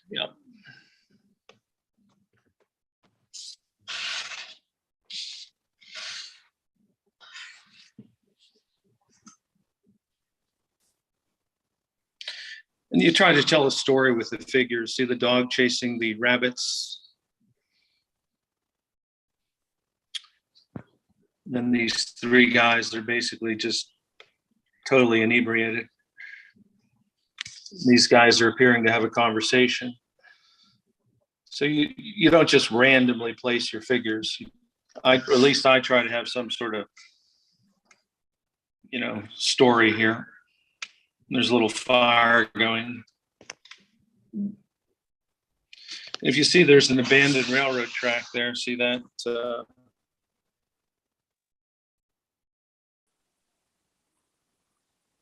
The trucks are missing from one end of the car, and the trucks are actually on the other end, but you can't really see them. See them back there. It's an interesting scene, It's a very interesting scene. And for everybody's information, you heard me talk a few minutes ago about the Modeling Lifestyle Show. Tom will be on as the featured guest of one of the upcoming Lifetime shows on August the 11th. So if you like what you're seeing now, wait till you see that show. I'll actually have my act together by then. Not too much, I hope. So again, these signs are just right off the internet, if you can see them. If there's enough light. See that. Tom, do you scratch build your track too? No, I'm almost ashamed to say, but I just use Pico. Microengineering's better looking track, but it's just so fragile, and I don't like it. You look at their turnouts wrong and they fall apart. and you really have to pay attention to how you lay your road bed. Pico is a very durable, robust system. And I hand paint all the ties, and I paint the rail heads, and I paint the side of the rail, and it looks very presentable when I'm done. The micro engineering or hand laying looks better. I was talking to somebody at the show, and I said, I'm almost embarrassed to say I don't hand lay my track, but you just can't do everything, So, I just use commercial track. And I've been collecting lots and lots of commercial tracks, or lots of Pico track. I got boxes of it here on the table. This will all hopefully get organized. But I think I may have one more, or you want to just call it? It's up to you. Why don't we call it for today? We've been going for a while here today. Okay. But Tom, thank you so much for coming this afternoon. I really do appreciate it. Again, August the 11th on Thursday evening at 7 p.m. Tom is going to be our featured guest on modeling lifestyle. And I think that you'll learn a lot about him that you don't know, and have some of his friends tell you probably things that he wished they wouldn't. But anyway, it's going to be an interesting show. I hope you'll tune in for it. Tom, I'm really looking forward to the series that you're going to start January the 4th on Wednesday night for us about building your scratch building, the art of scratch building your layout. Because I think really it's going to be something different and unusual for people to see what all is really involved in going to the level of detail that you go to in a total railroad. Well, thank you for the accolades, and if I can share these techniques and get people to not be so apprehensive about scratch building, I think that's a dynamic that really needs to be explored further in the hobby. It's really not as hard as people think. It's just adds a whole other dimension when everything's uniquely yours on your layout. People don't say, "Oh, I have that kit." I hate it when people say that. So, well, thank you for having me, and sorry for the delay in the startup. No problem. Thank you so much for being here. Look forward to seeing you next time. Yep. Thank you. Okay, thanks. Yep. Bye. Bye-bye. Well, gentlemen, that's it for today. A little long show, but I'm not really worried about the time as much as I am to get everything in. I hope you've enjoyed it. I hope you've learned something. I'm really sorry to see these shows canceled. You may not know it, but this is the second time in my short career of a little bit over 2 years doing these that I've had to cancel the Saturday shows. First time I had to cancel them, I didn't have enough people, technical people, to run the show. Well, we had the technical people to run the show. I just don't have somebody to actually do the show on a consistent basis. If that changes in the future, or if there's enough interest in just scratch building to bring it back, I'll try to do that. But right now, I just don't have that option. So I hope that you'll tune in on Wednesday evenings to see Tom and Bob Davidson and some of the other people that are going to be there talking about scratch building. I think you'll learn an awful lot from them. They really are fantastic modelers and do things that a lot of us would just love to do, but maybe just never have tried or never even thought about. So thank you so much for coming. Again, I hope you subscribe to our YouTube channel, New Tracks Modeling. Ring the bell so that you'll get notices for all of them. And if you want to be on our shows on Zoom, then you need to subscribe to our website, newtracksmodeling.com. And then you need to respond to the email that the computer sends to you to make sure they got your right email. And then in the future, you'll get a weekly email giving you the login links for the Zoom shows that you can join in. Whether you're on Zoom or YouTube, you can join us live. If you miss a show, you can always watch it later on YouTube on one of our videos. So thank you so much again for being here. Thank you so much for Kris Blackmarr to have started these programs. I wish him all the best. I hope he gets well very, very soon and can rejoin us, showing us some of his great modeling ability. Thank you all so much. See you.